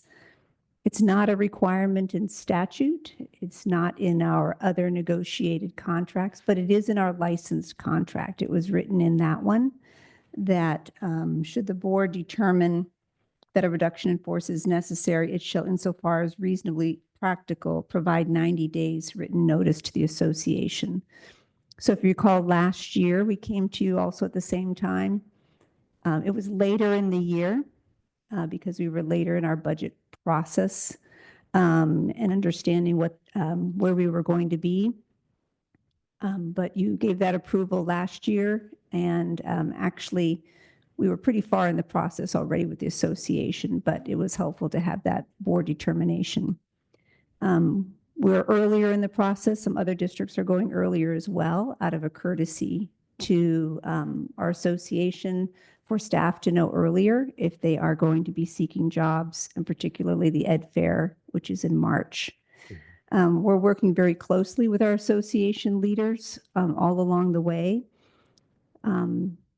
They don't yet know all the details, but as we're able to share those with them, they will know more, and then we'll be able to share with staff. It gets complicated around positions because of the contract and around seniority and licensure And sometimes one opening can bump another opening. So we have to be very careful that we've really determined reductions accurately and thoughtfully and carefully in collaboration with our association leaders, which is what we're working on. Whether we were going to have one reduction in force or dozens, we would still have to come before the board. So knowing exactly the number is not what you're approving tonight. You're not approving a certain number. You're just saying, we recognize that you'll need to make a reduction in force. And we approve that. And then within 90 days, let the association know. So then you're directing myself and the HR director to make sure that we give that specific information to our association as soon as we can. And that we did do last year. Chair Taylor, there was a letter, you did sign it with specific positions in it, and that will be the same thing we'll do when the time is right. Just want to also remind the board and perhaps community members that I know sometimes people want to know specifics early. There are also positions that become identifiable when they're too specific. And we don't want someone to learn about their position being lost from a board meeting instead of being told in person. There are, of course, broad categories like classroom teacher. We can't get away from those kind of broad terms. But when we can give specifics, we'll first give it to the employee impacted. They have the right to know first, even though we know community members, we want to know right away, but they get to know after the impacted employee. So tonight is important for the association because their members do want to know as soon as possible so that they can seek employment. So I recommend approval for that tonight so that we can continue forward with our plan. And just quickly, for those who may not know, who was all included in the WWEA association? Like what type of role and what type of positions are in that particular grouping? Yeah.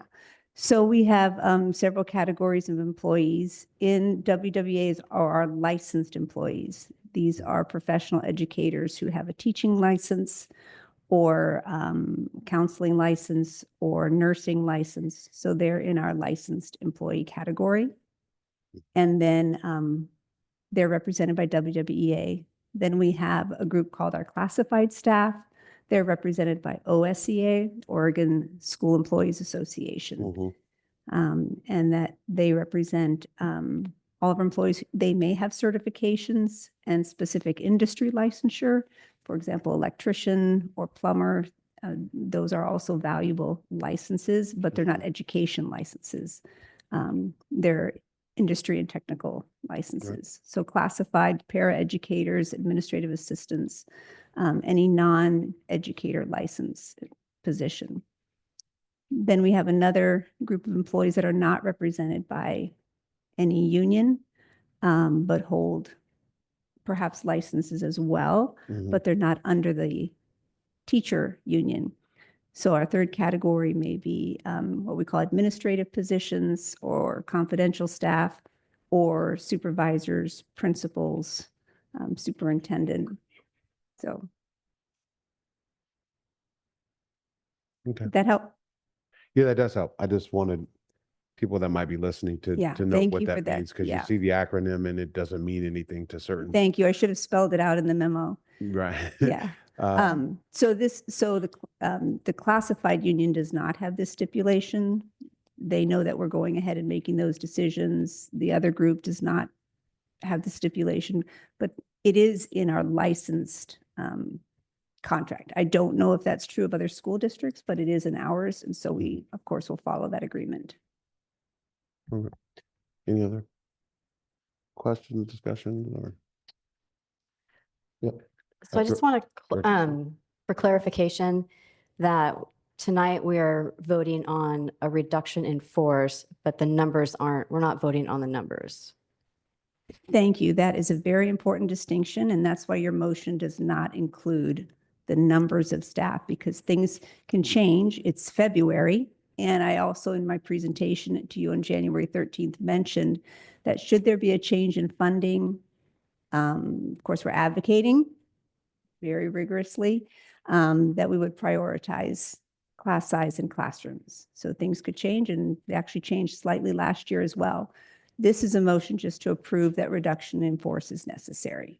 And so you don't see any numbers in terms of how many in your motion. Okay, do we have a motion?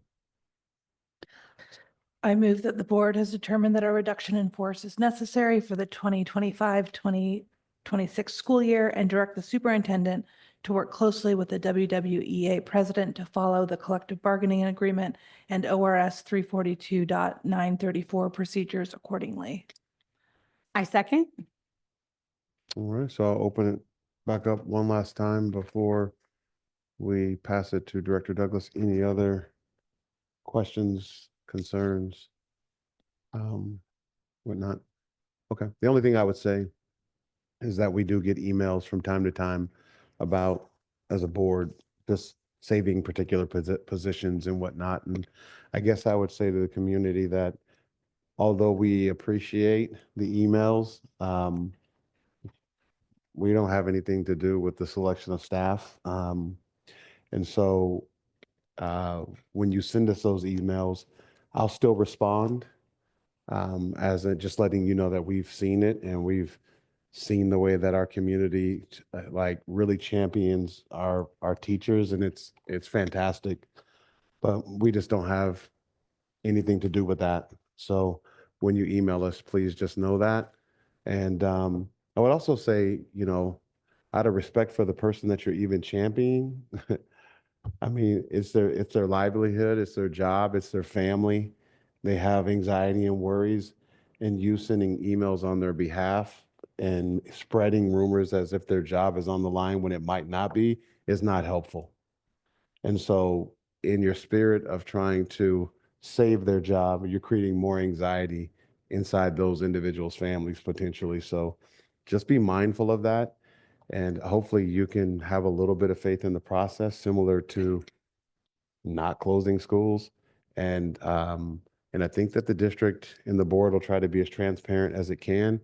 And we hear the word transparency all the time, and that means something different to every single person. Some people like transparency in books, some people don't. So it means something to every single person that is different. So just keep that in mind as we go through this process. We've made a tough decision as a board to keep schools open. Now comes the other end of that. And so you can't have it every single way you want it. And I'm sorry about that. And we feel horrible about it. And keep going and advocating with Director Vidal and Director Sloop and asking for funds. And hopefully as a community and as a board, we come up with some cool solutions that we save a lot more jobs. I'm going to lean on the community for that. I'm definitely going to lean on our board members for that. And we're definitely going to lean on the district for that. So it's going to take a collective effort. So hopefully you guys will, I guess, bring positive energy for once. I mean, and we can all try to just be positive and come up with something. That'd be really, really appreciated. Director Douglas, cast the vote. Oh, go ahead, Dr. Ludwig. Okay. Director Shoemaker. Aye. Director Sloop. Aye. Chair Taylor. Aye. Vice Chair Wyatt. Aye. Director Vidal. Aye. Thank you. Dr. Ludwig? Well, I really appreciate the comments you ended with. And I know that this board recognizes that their role is to support all of their employees in their district. And was a lot of attention on classroom teachers, but I know that you haven't forgotten that we have incredible classified staff that work diligently with children, that have beautiful relationships with them. We have remarkable principals who spend weekends, time away from their families as well, evenings, doing incredible work, leading schools under extraordinary circumstances. And so all three groups have enormous value, and we couldn't do this work without any of our employees bringing to bear the kind of effort and 100% of what they do. This will be a change for us next year. And just remembering that advocating for one group sometimes unfortunately creates a counter narrative that you're not advocating for another group. And I know that's not what the community means, but I do appreciate that the board recognizes that you lead an organization with more groups than just teachers, and that you value all of those employees equally. So thank you. All right. And that'll take us into our second public comment. We have one community member who wants to address us. And if they're still here, Kyle Bunch.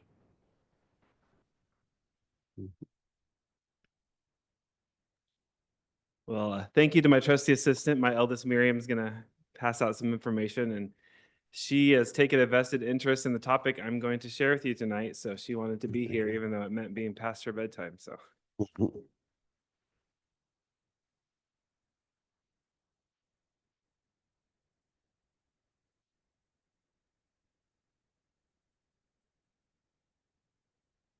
Good evening, Dr. Ludwig and board members. My name is Kyle Bunch. I'm a resident of Wilsonville, and I'm coming to you tonight not only as a father of 3 girls, but on behalf of our Rotary. I also wanted to acknowledge Nancy Boyle, who co-chairs the District Empowering Women and Girls Committee with me, and is a member of Westland Rotary, as well as Chelsea Passon, who from Safety Compass, who has been an incredible resource and partner to our cause. We'll all be around after the meeting should you have any further questions. Thank you for the opportunity to speak with you today about an issue that affects our students, our community, and our future. Human trafficking is not just a distant problem, it's happening right here in our county. Since 2018, 881 survivors of sex trafficking have been identified. Tragically, 432 of them minors. These are children, some of them from our own schools, including students from both Westland and Wilsonville high schools. The average age of entry has been trending downwards, is now 12 to 14. The packets I shared with you has more data about our region and the resourcing available from our great partners at Safety Compass and the Clackamas County Human Trafficking Multidisciplinary Task Force. Human trafficking thrives in silence, and the first step to prevention is awareness. By allowing Rotary to bring a human trafficking awareness program to our district, we're giving our students, teachers, and parents the knowledge to recognize the warning signs and take action. Trafficked individuals often go unnoticed because those around don't know what to look for. A single conversation, a single piece of information can be the difference between a child getting help or remaining trapped in a dangerous situation. This program is not about fear, it's about empowerment. It equips students with the knowledge to protect themselves and their peers. It educates staff to identify signs of exploitation. It connects those at risk with resources before they become victims. We owe it to our students to provide them with this life-saving education. Some history on Rotary's involvement in this important topic. Our District 5100 has been involved in the Portland region for 15 years, and the Wilsonville Club became involved about 8 years ago. We approached the school district at the time and were told by the superintendent then it wasn't happening in our community and he didn't want to participate. Shortly after, our work in the community led to a bust in Wilsonville. In the same time frame, law enforcement carried out a sting in Wilsonville, which was quickly shut down by the city leadership at the time because it was bringing the problem into our community. We can't continue to wear blinders when it comes to this issue. It's happening in our community, and our kids, our parents, and our educators and community at large need to know what's going on. Recently, we had a community event at Westland High School. We had an incredible panel of experts, a powerful story of survival, and only 50 people. Unfortunately, there was no representation from our school district. I urge you to take this crucial step in protecting our youth. We need to find a way to empower our students, our families, and our education community. Our Rotary clubs and community partners like Safety Compass are ready to make it happen.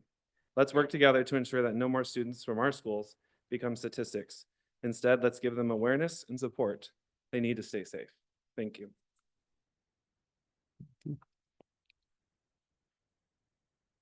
All right. Well, if there any parting words from any of you directors? Well, next board meeting will be regular board meeting will be looks like March 10th, I want to say. And we got a work session coming up on the 24th, so looking forward to that. Meeting is adjourned.